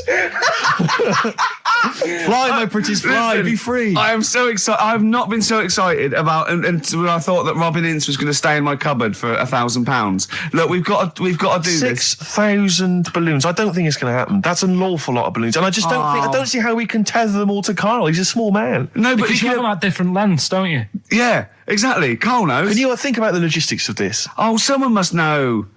There must be a company. There's a bloke willing to do it. I know he doesn't know the technology of it. He's willing to sort of stumble. And What if a company just has access to helium like that? No, we can do this. Come on, And London. someone's done Londoners. it was on the internet already, so someone obviously has done it. Yeah. So they didn't say, "Oh, we can't get hold of the balloons." No, they probably worked it out, didn't they? Karl, you're more excited about this than anything else, about your education, about your exam results. You're so excited. And we'll have a little rope. We're like flying a little kite, a little Karl. We're like, let's go, Karl, what will you wear? Like a one-piece jumpsuit? Yeah, it'd be lovely. With sponsorship all over it? Oh, it'd be great. You're like Jackie Stewart, and just as you go up your little face, oh my God, I'm not going to sleep until this is done. This is the most exciting thing ever. Only 10 feet. 10 feet, yeah. We need some kind of rope to sort of tether you to the ground. Yeah. We don't want you sort of flying off. This is going to be great. And he'd have a little crash helmet and everything, and little Dee boppers on the crash helmet, like he's a little flying ant. Definitely. We give him a little, oh my God, can we give you an outfit like little wings and everything? Can we paint your face with like children's paint? I'm not doing all that. Why? Oh, because that would be silly. Oh, please, Karl, do this. Do it. We'll do it for charity. We'll do it for charity, yeah? All right. Yeah? Oh, this is We'll do gonna it for be children in brilliant. need. Please, just phone in if you can help us. Lift Karl up 30 feet. Let's say 30 I think feet. it has to be a decent... Yeah, it has to be a decent height. Is there a world record? Because we want to break that if we're going Yeah, to I want to break that. What is the world record for raising a man by balloons? Yeah. Okay, so listen, let's just finalise details here. We've got... I'm so excited. Email address, ricky.gervais@xfm.co.uk. Ricky.gervais@xfm.co.uk. What's the number? What's the number? The number, Karl? 08700 800 1234. Lift again. Karl. Give it again. Lift Karl. 08700 800 1234. Sponsored by Heat Magazine And or something. maybe even if you've just got an idea about how we might be able to organise it, how we might be able to get it done, if you've got contacts, anything, just get in touch, give us some information. Oh, that'd be great. I'm going to play a Beatles track for song for the lovers. Oh, man. It's off the Help album, and it's You've Got to Hide Your Love Away. Oh, just think of his little face as he goes up. Well, XFM, it's nearly the end of the show. I'm Ricky Gervais with me, Steve Merchant. We've enjoyed your company. Karl, we're going to try and get Karl in the air. Anyone that can help us, take him up with helium balloons. Our friend Johnny Mango called again, and apparently the record's 11,000 feet. Karl is getting a little bit nervous. Yeah, the world record is 11,631 feet raised by hot air balloons. Yeah. How tall's Canary Wharf? It's 11,631 feet. Exactly. I don't know, Karl. Is it how much higher? It's a long way. More. I'm not doing that. Because I'm like 6 foot something. Yeah, think of that. Just look at Steve. All right. Yeah. But you can change your record. You could say, well, the sort of balloons are the one with Mickey Mouse on it or something. Yeah, could I just say something? That man did 11,000 feet, but he wasn't naked. All right? Come on, Karl. Your 30 feet will be the world record for naked ballooning. Yeah? Think about it. All right, it's for charity. Well, thank you for listening, everyone. We are going to raise Karl. And after Karl said, and just to think, my teacher said I'd never be a high flyer. So this is your chance, Karl, to shine, to fly. Steve. It'll be brilliant. This is a final song for the ladies. Belle and Sebastian, we've not heard them for a while. This is from, it's actually a B-side or a triple side or whatever you call it. Track 3 on a single called Jonathan David. This is the beautiful The Loneliness of the Middle Distance Runner. Goodbye. If you want to send a necklace in for Suzanne, that'd be handy. Mm-hmm. Oh, yeah. That's what she wants. Is Suzanne listening today? No, she's out. Right, okay, this is the dilemma. Me and Steve, yesterday, were trying to convince Karl that it would be a good idea to buy Suzanne a Christmas present. Okay? Now, why aren't you going to buy her a Christmas present? Explain, Karl, why you don't think you should buy her a Christmas present. No, I've told her I'll get her one, but in the new year. We're going away on holiday and that, so there's no point taking stuff away. Yeah. Going to Lanzarote next week. Just get something in the sales after Christmas for the, Yeah.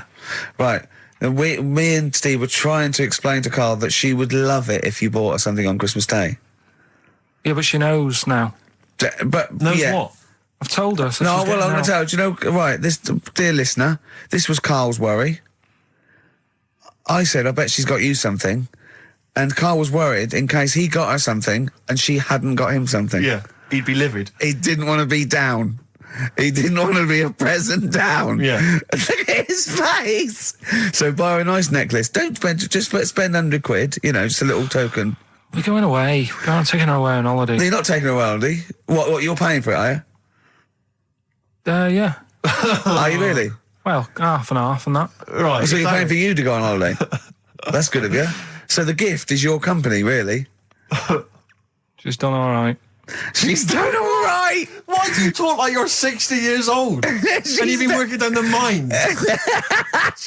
I don't know, she's done all right. Do you go over to her and say, Suzanne, you're bloody lucky? I mean... You've fallen on your feet. Look who you've got. What? I'm not sure she has done all right. I don't want to be critical, but... Oh, dear. So what are you going to get in the sales? What are you going to get her? Yeah, it depends. I'm thinking... I mean, I'll give her the choice. You can have Kingsley and or Bob Marley. Right, I'll let her decide there. Oh, dear. I can't wait to see you. Where are you going, Lanzarote? Yeah. Where's that? Don't know. Suzanne sorted it out. I said, Lanzarote. I said, is that Africa or is it Spain or Portugal? Just thought you don't know. What do you mean don't know? I goes, well, what's the currency? I went, don't know. I said, Suzanne booked this one, did she? Yeah. I thought, where is it? Is Lanzarote African or foreign? Somewhere foreign. I was looking last night, and doesn't look that good. There was like one of the highlights of the things it says you've got to do is go and have. Apparently, they've got restaurants in caves, and that's like one of the things they say you must do. So, if that's a highlight, do you know what I mean? Right. So I'll do that. Go and see what that's like. Yeah. When you're on the beach, Carl, do you wear the very, very tight Speedos? No. Do you walk around with them? Sort of longish shorts, t-shirt on, probably with a sort of a light shirt on top of that. Right, sure. So quite wrapped up then. Covered up. Do you wear a hat? Because obviously the bald head there's risk of sunburn. No, I just put a bit of lotion on it. Lotion on there. Yeah. Just have a bit of a wander down the beach, have a look. Yeah. See if there's any old blokes with their tackle out and a backpack. A lot to look forward to. So yeah, there you go.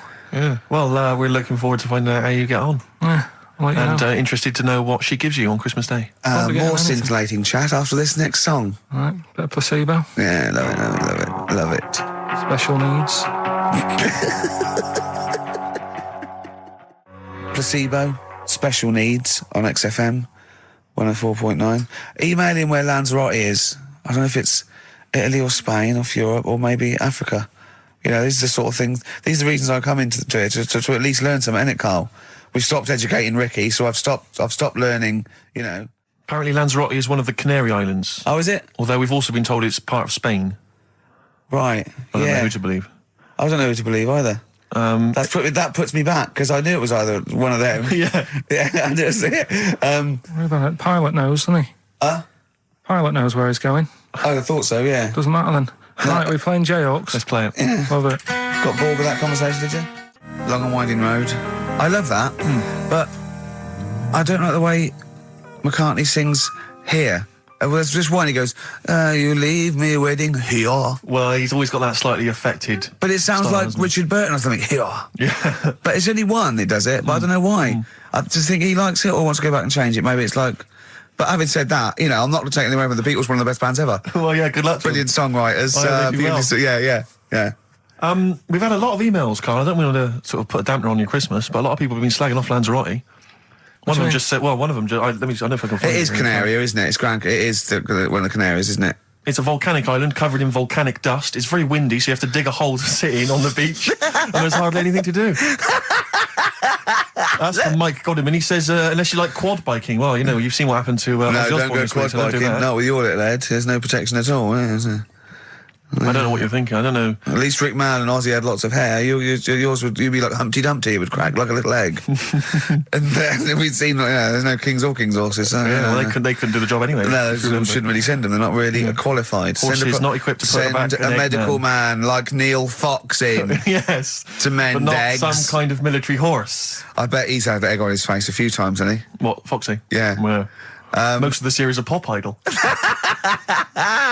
Right, Carl. Lanzarote, good or bad?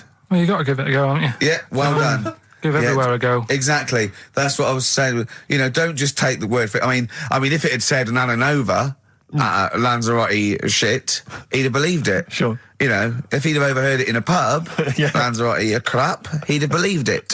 He'd have seen it on a website that was mainly concerned with monkeys and witches, he'd have believed it. Yeah. As it is. Everybody raves about New York, and when I went there, I thought it was rubbish. Well, you're an idiot then, because that is possibly though, the isn't it? greatest city in the world, Subjective. along with London. Subjective, though. That's why they have holiday programmes and that, innit? So you see it and you decide for yourself and that. Yeah, but you saw Venice on a holiday programme, as you put it. You went there and you went, it was rubbish, full of black bin liners. Well, it is. Right. Didn't they show them? It stunk. Didn't Judith Chalmers say that? Oh, it stinks here and there's loads of rubbish everywhere. No, she didn't. Did she mention that? Oh, that's what I mean. So it depends what you want from holiday, doesn't it? Well, yeah. But So... you're an idiot if you don't like New York, so next. Anyway, come on, break up, guys. Kiss and make up. Libertines, don't look back into the sun on XFM. Well, the general public are getting involved with Karl's holiday, and, I mean, this has been a damning report on Lanzarote. There's not been a positive word written about Lanzarote so far. Wow. It's volcanic, there's no natural water supply. Apparently there's no natural water supply, it's You all have to imported. sit in a hole. What do you think of this, Karl? What do you think of the people that want you to know that you're going to a rubbish place when you can't change it? What do you think of that? rubbish though, will it? What do you mean? All right. What do you mean it'll be right? Because I'm going to go there thinking, oh, there's no water and that, and there will be water. No, they didn't say there's no water. What did they say then? There's no natural water supply. Whatever. I'm not bothered. Doesn't bother me. All right. I'm going to have a good time and that. What are you going to do? What do you plan to do? Got a book. What book you got? Rich Hall book. I'm just going to read that. So, Brilliant. and the weather's better than here, isn't it? Yeah. So... No Blue Sky, The Thorns. That's beautiful, isn't it? On XFM 104.9. Karl, you're losing your rag a little bit. What's the matter? Nothing, go on. See? What's the matter? No, what's the matter with I've Karl? got something to cheer him up. Someone's emailed in, Emma's emailed in, she said that for those that know, those in the know, they referred to Lanzarote as Lanzarote. Brilliant. He's a bit fed up. He's got 2 CDs for Christmas from a company that's he's been with for 6 years. He's a little bit grumpy about having to answer the phones. He wouldn't go and make Steve another cup of tea immediately. Selfish. Yeah. Karl, what are you thinking? Nothing. Go on, what were you doing? Come on, Karl, you're getting paid for this. Project. Out. We'll take one of those CDs away. All right. What were we talking about? Letter to Hermione. David Bowie. Well, we've had the most convincing answer that it's about 290,000 actual words, but possibly 3 million in our vocabulary, using all jargon and scientific stuff and all that. Sure. 290,000. Still a lot, isn't it? It is a lot. We know so little, don't we? Apparently the average person has about 20,000 words in their is it? vocabulary Right. and uses maybe 2,000 a week. Really? Yeah. Karl, obviously, slightly bringing that average down. Karl, what do you think of that? Single figures. Doesn't matter, get by. Why have you got to use longer words messing about and that? I told you. That word about old, anti-dipuian or something. Just say old. That's a bit old, isn't it? That's a bit anti-dipuian and that. What's the point? Yeah. Get to the point. Sure. Busy.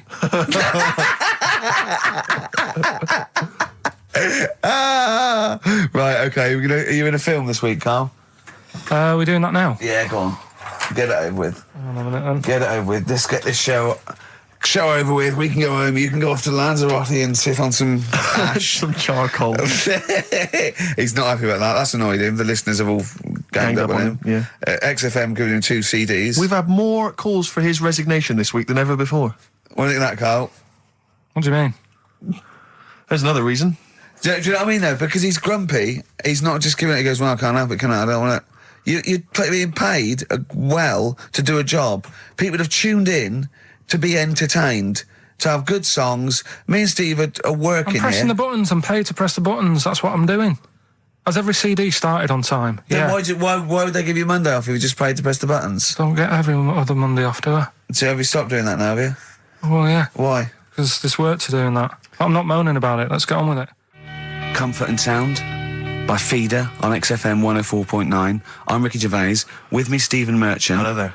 But no Karl Pilkington. No Karl. He's in Lanzarote. Lanzarote, But as we we have speak. got a very, very special stand-in.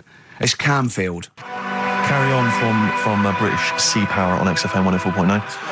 Not bad at all. No, listen, we should just point out to people that Carl's away, and we always slag him off because he provides very little. But, and he's an idiot. Well, exactly, to be fair. But he's obviously off in Lanzarote, and he's forgotten to tell us what the password is for our email, Rick. Idiot. So we can't get into the email. So we're going to have to use Ian's email instead. ian.camfield@xfm.co.uk if you want to get in touch. You're never going to have so many emails, Ian. Really? Yeah, you're going to be looking at them all week. It's going to be brilliant for you. You're going to feel really popular. You know what? He described Karl as a bald little mank twat. Nice. Karl was going, brilliant. Is that allowed? Is that all right? Yeah. Bless him. Bald little mank twat is back on the 3rd, isn't he? Well, if there's one thing that magazine's What was he suggesting? You can't be regionalist? What? Was he suggesting you can't be regionalist? Was that allowed? No, I just think it's a familiarity of, it's just because we call him a bald little mank twat, that a national magazine can say that. Oh, bless his little round head. Wonder what he's doing now. He's sitting in the ash, reading his, reading his Rich Hall book. Yeah, he spent a week when he went to, where was it, St. Lucia? He spent a week, right, throwing sand at crabs. Yeah. I don't think they've even got crabs, have they, over there? No, I don't know what he's going to do. What is he going to do? Suzanne, what is she going to do? He's going to be whinging. But it's sort of like, Karl must be like a kid, you must like sit him in front of a video while you go and make the dinner or something. Yeah. It must be a nightmare taking a pet. Has she got a little harness for him? To be fair though, Rick, I mean, I can't imagine you're much better on holiday. I've always wondered what that must be like. Because you always need an audience. You've always got to have someone around that you can perform for, drop your trousers for. Annoy, just generally sing and dance about. And Jane's seen it all. She's bored of you. So what, do you just do this to other people on the beach? Holiday makers, it is me. You can't believe you're like Ricky Gervais. What, do you want me to do the dance? Do you want me to annoy you? Yeah, exactly. I can annoy you for 5 minutes. Yeah. Then I'll get bored myself. I'll tell you what, I want some ads, and after that, the fairy tale in New York. Oh. Well, have a lovely Christmas. Have a bloody great Christmas, mate. Have a bloody great Christmas. It's the best of next week. Yep. The best of the last few weeks with some tat, you know. Carl's put together. We're back in January. We're playing some of our favourite songs of the year. I'm looking forward to seeing Pilker's tan and pictures from his holiday. Covered in ash from the beach. And we're back on the 3rd. I believe. But Ian, do you want to introduce one? This is Ian's choice for today. Yeah. We'll see you next week in spirit, and then we're back on the 3rd with Pilkers. Over to you, Kampf. Yeah, enough of Jonah Louis. This is Paul Di'Anno, ex of Iron Maiden, doing Santa Claus is Coming to Town. Kings of Leon, California Waiting. Steve, the public have been waiting for us to return. Well, that's true enough. All right? Yeah. They had the best of last week. That was a joy. They had Camfield and us without Karl the week before. But it's been a while since we've all been together. I'm Ricky Gervais, with me is Steve Merchant, and over there, with his little sunburnt baldy head, little Karl Pilkington. All right? Yeah. That wasn't Steve slapping me head then, by the way. No, that was just him clapping, like Steve Wright in the afternoon. It's a great show. Because it is a good show. Yeah. He's so pleased that we're a posse. Yeah. And we're all back together. 3 holidays Karl's had last year. Yeah. I'd love to have 3 holidays. You've got to start putting the work in there. I had 2 holidays then. No, you had 3 holidays. You went away with Suzanne and her parents. Yeah, well, that doesn't count. It does count. If you book 2 weeks off the firm, you go away and you go, how was your holiday? Go, well, it didn't really count. It wasn't a really good holiday. Can I have them days back, please? My New Year's resolution is to be nicer to you, but well talk done, sense. You've already broken that. No, but talk sense. Talk sense. You've had 3 holidays this year. And I'm just saying, you're in your 30s now, and 30s is when you should be really putting the work in. That's true enough. To reap the benefits in your 40s, 50s, 60s, 70s, 80s, 90s, and 100. Karl, what's your New Year resolution? What about think before you speak? It's worth. I mean, see, I'm allowed to laugh. I'm allowed to laugh at things other people say, Karl. That one, that is a good suggestion. How was your holiday, Karl? It was all right. Right, brilliant. But that I don't see on the ratio of good to bad in Karl's mind. That might be amazing because we never hear him sing the praises of anything. I'll tell you what. Can we have a cracking little tune and then come back and hear about Karl's holiday? I'd love to do that. Let's keep it tight. Love to Tear Us Apart by Joy Division. Now I can't put my finger on it, but that doesn't sound like the original, and it's off a compilation. It sounded a bit fast. I think the vocal was slightly different. If anyone can, put me out of misery. I think it might be in a session of the time or something. Carl, here's a little New Year resolution for you, another one. Maybe when we ask you to get a song, get the original single version. I could be and wrong, not some obscure but session. Yeah, it does seem different, doesn't it? Very odd. Yeah. Yeah. Maybe we just remember it wrongly. But anyway, that's XFM for you. 104.9, I'm Ricky Gervais with me, Steve Merchant. Karl Pilkington. Carl, you went to Lanzarote. Yeah. People said don't go to Lanzarote. They told you it was Lanzarote. They told you, were they right or wrong? They were right, yeah. Really? Yeah, it's a bit ropey, yeah. Is it? Why? Just, out there. If it wasn't for the volcano they had, it'd been knackered. That's their big draw, is it? That's it, basically. That's all they've got going for them. When you landed, was it really hot? Were you quite excited? You were thinking this is okay? It was warm. It's you know, we can't complain about the weather. The weather was all right. Sure. You know what I mean? That's what I went for, but it'd be nice if there just was something else. Yeah. What did you do all day then? Did you read your ritual book? No, I didn't read that. I read that book. Do you know the book that I bought and all the chapters were messed up? Oh, yeah. I bought a better version of that. All right. And I read that. Excellent. And then... Did it make more sense in order? Yeah, a lot easier to follow. Yeah. And then we went and had a look at the volcanoes and that. They've got 36 of them to look at. How many did you look at before you realised that pretty much, you've seen one volcano, you've seen them all? Probably about 6 or 7. Really? Yeah. And then when you got to the 8th, you thought, now I know what this is going to be, Suzanne. This is going to be like a mountain with a hole in the top. Yeah. Really? But it happened years ago as well. It's like, just keep a couple, fill the rest in, tidy it up. Fill the rest in? Yeah, no, Well, getting some builders. No, seriously though. Okay, 4 million tonnes of concrete, please. They're an absolute death trap. Yeah, what do you mean fill them in? Do you know what a volcano is? It's just a hole, isn't it? That's happened. Well, it's more than the hole. It's more a portal to the magma in the centre of the earth. Back in 1730 it happened, and they still haven't sorted it out. Well, when you say it happened, volcanoes were made a lot longer ago than 1730. No, but the one that did Lanzarote in. Right. Sort it out. What would you suggest? Well, how can they fill it in? It's joined. It's all joined. No, but what I'm saying is, the big plates of the earth are all joined. All the magma's joined. With the trade centre thing, that happened. They cleaned it up, sorted it out. They've moved on. That's what I'm saying. Whereas Lanzarote have just gone, leave it. It happened back in 1730. You misunderstand me. How, in the name of God, can you fill in a volcano? You ignorant twit. No, but it's not just the holes. They've actually left the lava everywhere. That's what I mean. It's not just the big holes. There's lava everywhere. But it's molten rock. They can't just pick it up like a carpet. Put it in the holes. The holes are there ready. Just push it all in. That's what I'm saying. What exactly is there then? Is it just a kind of moon-like kind of surround with just kind of dust and rock? That's exactly what you see. I was there when the Mars thing went wrong. Yeah. I would have just sent a camera crew there, filmed a bit of that, right, and say, here we are, this is it. Yeah. Ignore the little coffee shop in the background. Yeah. Right? This is Mars, because that's what it's like. Just loads of dust. Yeah. Holes everywhere. Tidy it up. Little round-headed aliens complaining. Yeah. Whinging. Just like Mars. Yeah. So is there what's the best bit about the holiday? Come on, pretend you're Judith Chalmers. I have been doing. I would have done all. I would have said that. Don't bother. Well, I mean, the hotel was good. Yeah? That was all right. What was that like?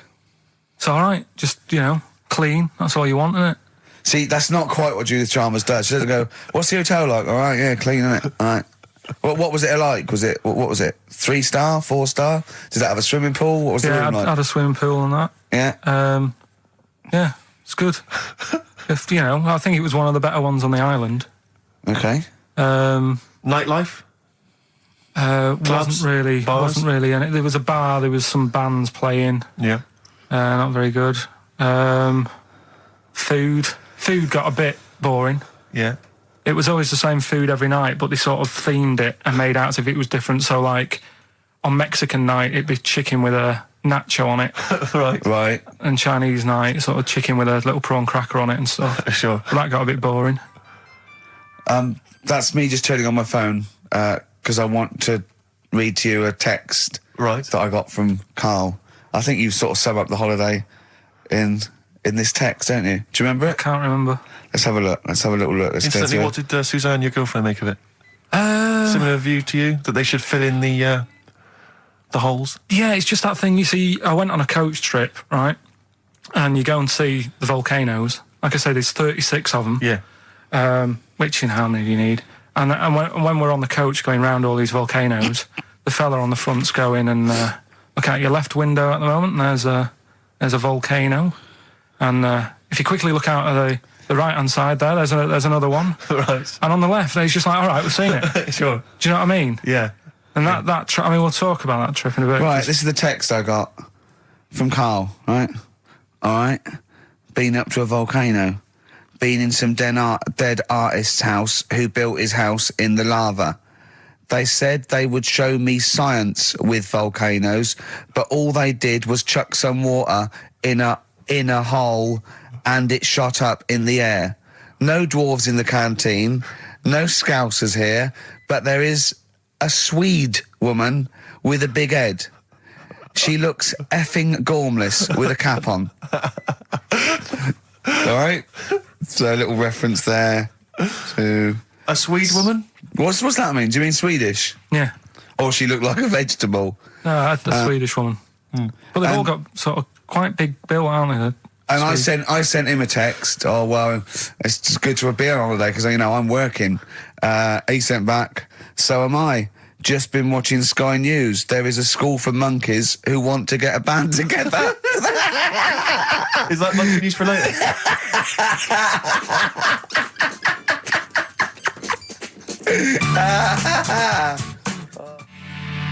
Oh My Corazon by Tim Burgess. I can't get enough of that. I love that chorus. On XFM 104.9. Ricky Gervais, Steve Merchant and little Karl Pilkington.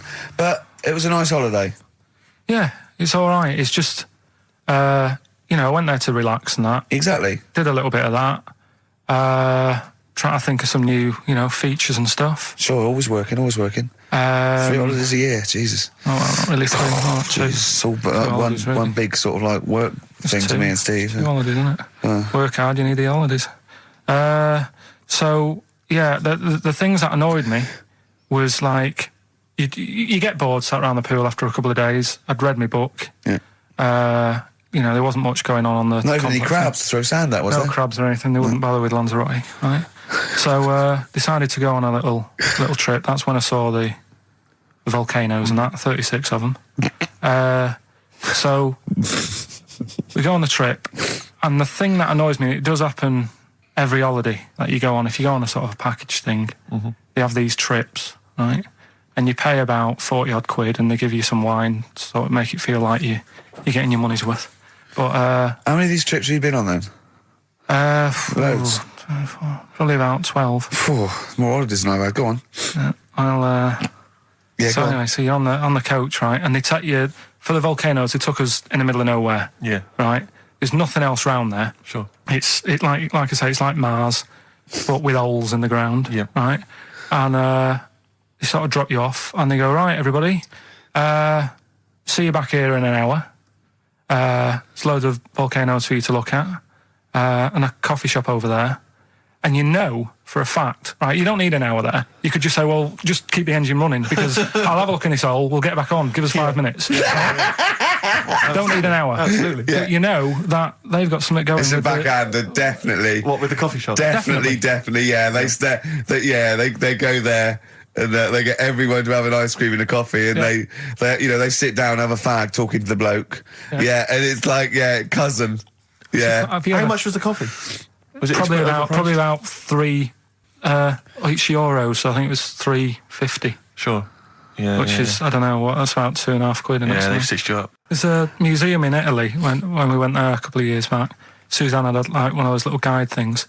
Museum there just for spaghetti. Yeah. I mean, we opened a restaurant. Yeah.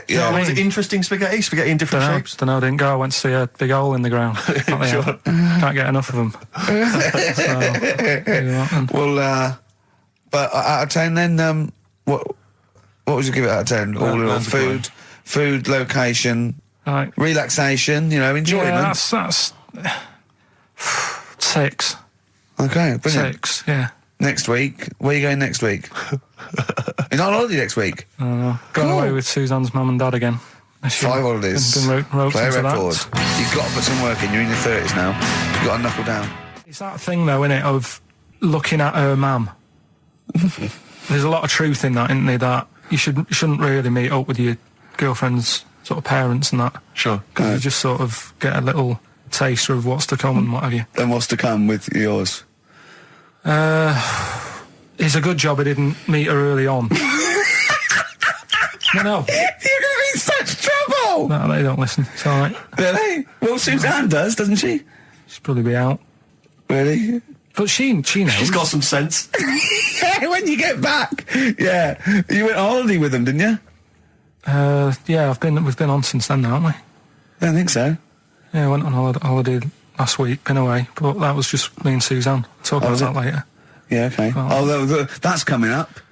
We noticed today how much he is simian, isn't he? It's very strange, actually. We maybe should try and get a picture on the website, because Karl's arms are particularly chimp-like. It's very, very strange. Because he's got that sort of... He's got long, downy hair. It's and not the like... long, extended knuckles. Yeah, and his totally round face, that sort of the chin goes back and the dome of his cranium. I think, quite seriously, I know we sort of share about 98.5% of our genetic material with bonobos and chimpanzees, but I think he's got a little bit more. Yeah. I honestly think he's a little bit of a throwback. Just his line, they just kept to this sort of really the ugliest one in the cave and the tree, and he really didn't come out of it. I'm not saying you are, I don't think you're... Well, you are. Yeah, you're chimp-like. No, it does annoy me. My hair annoys me on my body and that. Because I've got like hair on my little toes and that. Have you? Then on the legs. Would you see your little toes? Can you pick things up with them? No, it's tried. Okay. Well, that's the finale of this week's show. We're going to see if he can play a record and put the fader up from a tyre while swinging on a tyre, just using his hairy toes. Yeah, I've sort of got hair all the way, but then it just runs out where it should be on the top of your head. Top of your head. Is this part of the reason why you're always uncomfortable about being nude or around naked people? Is that partly the reason, do you think? Because you look so grotesque. Well, when I'm on holiday, I don't really like wandering about without a top on unless like it's a quiet beach or whatever. Sure. So what would you normally wear? Need. I just have like a nice sort of light, summery sort of linen shirt, maybe, just a few top buttons open. Yeah. But I don't like... The naked body isn't that nice anyway, is it? You know what I mean? Whatever it is, if you're a cat and you're shaved, you don't look that nice. You know what I mean? But with I think you'll find a cat is naked even with its fur on. Cats don't wear clothes. No, but what I mean is a bald cat isn't that good. You know it does me head in that I'm bald. I'm not, I wish if I could have hair, it would be nice, but that's life. Would you prefer animals to wear clothes like Mickey Mouse does? Or Goofy? You know that I don't like nudist and all that.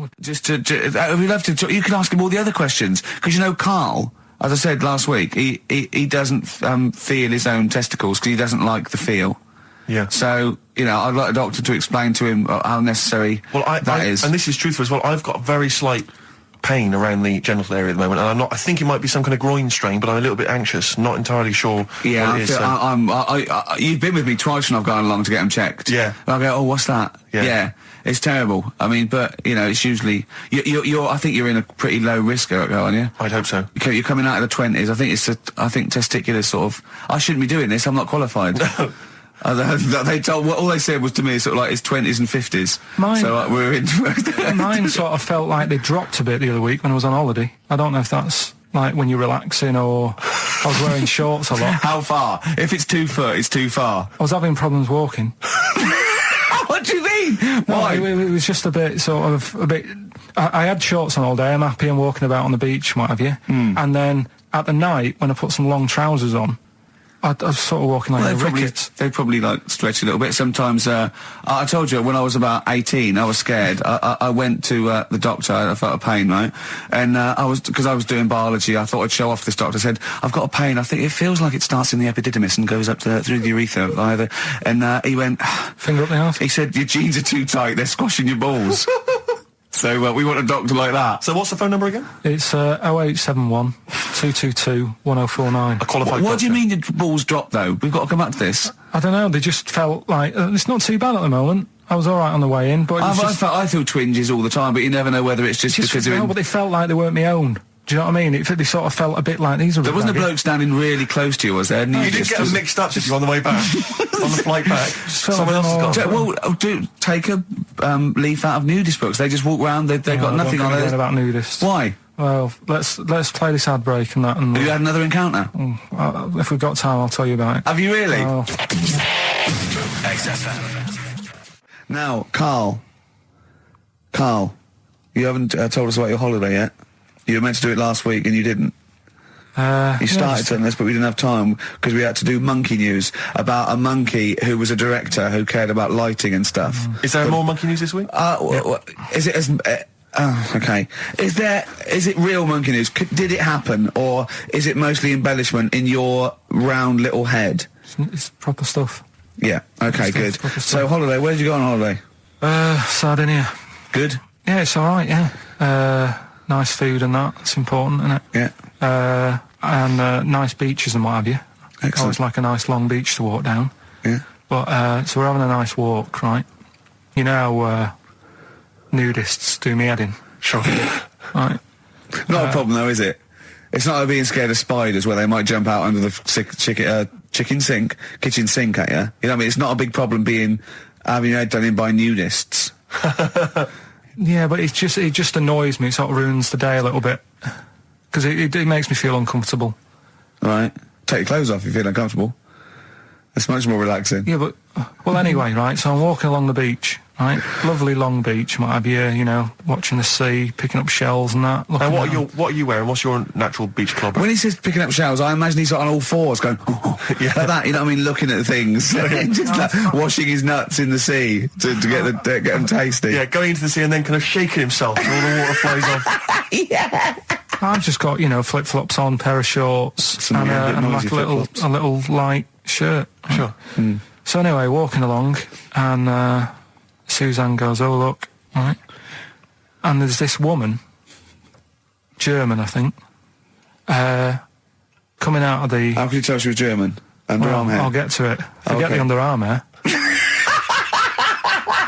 She came out. It looked like she was smuggling seaweed. I'm going to burst! Oh, God! And the funny thing is, right, she...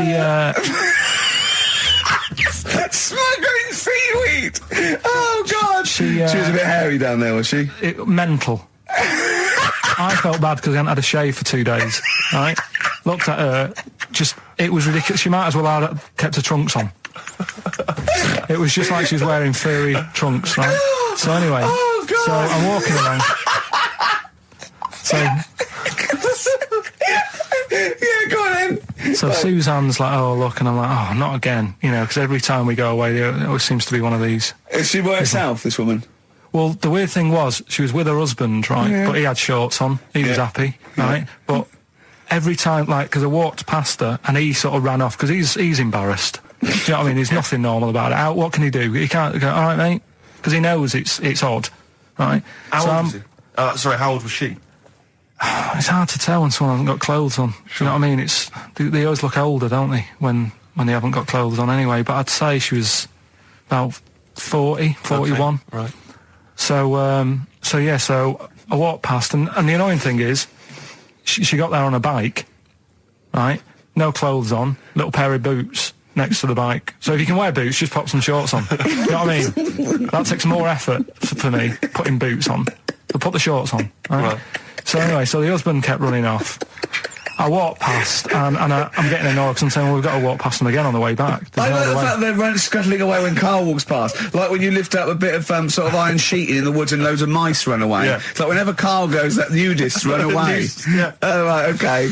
So we sort of come walking back and what have you, and I have another look and what have you, and he runs off again. Why are you another look if it offends you so much? Oh, you might as well just have a look. You know what I mean? It's just putting it on show and what have you. But the interesting thing was, I just wondered whether the husband... If the husband were nude, you'd looked at his tackle. Because remember, when you went to see those two strippers, and it was a woman and man, and they whipped their shorts off, you said you looked at his tackle first. I think any bloke would. Well... You would. You just check it out. It's natural, isn't it? You just go, oh, right. So it is normal or whatever. Because you don't know if... you know what I mean? You don't know if what you've got's right until you see someone else's. No, do you know what I mean? Yeah. But anyway, so, but it got us talking, because I was, then, as soon as I saw her, sort of, day's been ruined a bit, so I'm walking up the beach. It's been ruined! Walking up the beach with Suzanne going, how does it happen? Do you know what I mean? Why do people do this? What fun are they getting out of it and what have you? And, I just was thinking, is there any chance that fella, right, didn't even know that she was a nudist until they went away? Do you know what I mean? Because I said to Suzanne, say if I met Suzanne, it's like we're getting on, yeah, everything's fine. Yeah. And then you go off on holiday and you go, you haven't got much luggage. And she's like, no, it's fine, this is plenty. And I'm thinking, that's weird. And then we go down the beach and she whips her knickers off. I'd be annoyed, but there's nothing I could do. Do you know what I mean? Sure. So I'm just wondering whether that's what happened to this fella. Every time someone came walking up, he was like, oh, God, this is embarrassing. And he kept nipping off. Yeah. Finding something else to do. Look at some shells. So I'm wondering, Rick, if at some point, maybe today or in future shows, we should get a nudist, one of those official nudist spokespeople, because all these nudist organisations, get them on the phone, justify themselves to Karl, because, in his mind, they are, what would you say, weirdos, freaks? I don't quite get it. I was reading something in one of the supplements last weekend, and some journalist went round to some, whatever you call it, some resort or whatever for nudes and that. And it's Were just... they playing volleyball? Well, the annoying thing was, bowls. Why is that annoying? Well, don't play a sport where you got to bend over. Talking of campaigns and things and that, did you see Sir Bob on Jonathan Ross last night? Sir Bob Geldof. Sir Bob Geldof. Yeah. Are you going to walk to Edinburgh or sail to France, Karl? What do you think of all this? The G8? I think it's good that, he's doing some stuff for the world and what have you, but probably won't bother. No. Having a walk. What do you make of all this campaigning? He's dedicated his life to this now, hasn't he? Yeah. I mean, it's interesting. I was watching him last night, and I respect the man. I mean, he used to work here, didn't he? Did some shows and that. Mm-hmm. It's good. It's all right that he can do it, but... I assume that's not why you respect him. I assume you respect him because he's trying to save a nation, as opposed to used to work in XFM for a while. Yeah, I know, but I'm just saying it's good that he's given up a lot of his time to, try and save the world and that, but... there's a bit of me that's kind of like, is he wasting his time a bit? Right, what do you mean wasting his time? Well, he tried it before and... No, wait. What he's trying to say is that the G8 are the I think the 7 most rich, wealthy nations in the world, and Russia, and they get together and they can wipe out the third world debt. I.e. they owe us billions and billions of pounds, they can't afford to pay it back. So he's going to say, let's wipe the slate clean and pledge, I think, a lot more aid and stuff to them, isn't it? Mm-hmm. So what do you think of that? But won't they just do it again? Right, what's you thinking? No, I knew I had a little diamond in the rough here. I mean, obviously, I admit I brought this up because I really wanted to know what Karl thought of it. Sure. Yeah, I had ulterior motives. It wasn't just for awareness, for the very worthy cause. It was because I know. Look at him looking at me. Look at him. He looks at me like a cat. Honestly, it's like there's nothing behind those eyes. Right, what do you mean? They're just going to run up the debt again, you think? Well, what I mean is, right, when I was a kid, right, and I wanted to go to the arcade, I'd borrow £1 off my mum, right, and she'd say, don't come back asking for more and what have you. But I'd have a go on a pinball machine or whatever, game on a fruity, and then go back, and she'd go, can I have some more money? And she goes, I gave you £1 before. And I go, I know, but I'm on holiday. And she goes, there you go then.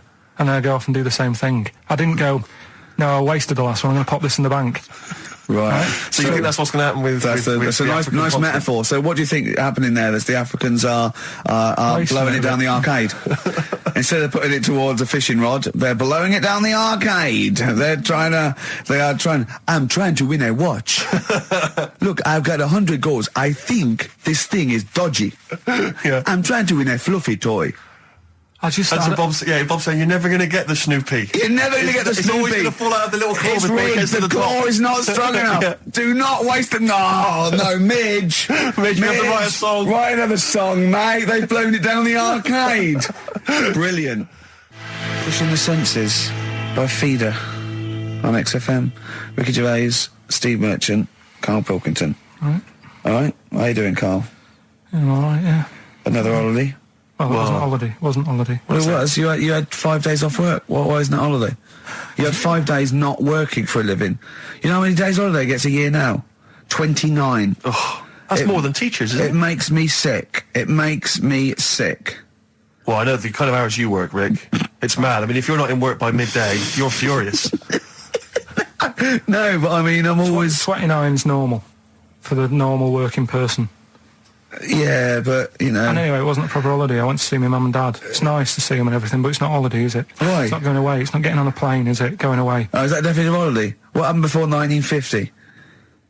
I don't know. People used to go... Yeah, exactly. People used to go to Blackpool or Brighton. That was holiday. Yeah, but I didn't Where did you go? Went to Wales. There you go. Lovely holiday. Lovely holiday. Have a holiday in Wales. That's what they say, innit? Come to Wales and have a holiday. That's what they say, innit? So come to Wales and meet your parents. Come to Wales and have a lovely holiday. Right. Well, anyway, it was good and that. It's always good to see him. Right? Yeah. But week off work. Do you know, like my mum likes gnomes and stuff. Yeah. Right. Of course she does. She's lived with one for 30 years. She said, get your dad to take us to this park where they've got 6-foot gnomes and stuff, right? Have a walk about. Sounds like a nightmare. Yeah. Sounds like a living nightmare. Keep an eye on Carl. So anyway, he stood still for 2 minutes. Someone bought him. No. You can't buy them and that. It's like a little exhibition thing, right? And it's part of a hall, right? This big hall that you have to pay to get in. But we didn't want to see the hall. I just wanted to see the gnomes. Of course you did, yeah. So anyway, my dad says, yeah, well, we can get in there for free. Of course he did. Clever. Right? So we parked up on this little country lane, right? No one about. We How much was it to go in? Like £2? About £3 each. Yeah. But he said, well, yeah, but if you don't have to pay, do you know what I mean? You enjoy it even more, don't you, when you're walking about and you're thinking, I've got this £3 in my pocket, no one's having it. Yeah. Right? No, looking over sort of for a bloke with a peak hat saying, can I see your ticket, please? I wouldn't enjoy it more, no. Go on. Yeah, but you don't worry about it, do you? You got a bit of money now then, Rick. You've changed. So anyway, so we had to walk across about 4 fields. For £3. Right, and what happened was, we're walking through all these fields and what have you, big grass and muddy bits and all that, because it'd been raining, and climbing over fences and stuff. And we're in this field, right, and I look to my right, and there's about 30 cows all staring at us, right? And Suzanne started to panic a bit. She said, we shouldn't be here. And Dad says, of course we can. We're allowed to go wherever we want. All this land, it's ramblers' rights and all that stuff. Yeah. And so you can take a cow if you want, unattended. Serves him right for leaving him in the field unattended. I'm having one. And keep us fed for a week. Anyway, these cows start surrounding us. Surrounding us. Oh, brilliant. Oh, no. Face off. And Suzanne's panicking, going, this isn't right. We're not going to make it to the fence in time. They're moving faster than us, and he started sort of running a bit. Wow. And it's like some kind of bovine West Side Story. A gang of cows coming at you. Don't worry about it and stuff. But my dad had to sort of stand there and wave a stick at him. Of course. And we got away, but Suzanne was having a bit of a sweat on. Got away. Saying, we could have got killed. Sure. And my dad saying, no, it never happens. And I just wondered if it does, if there's a risk of... Yeah, it is rare, but there's been a couple of cases of being trampled by cows. They're not aggressive, they sort of run through you. Well, they're aggressive if they've got a calf. They have kids. What? They had kids with them. Kids, yeah. That's goats you're thinking of.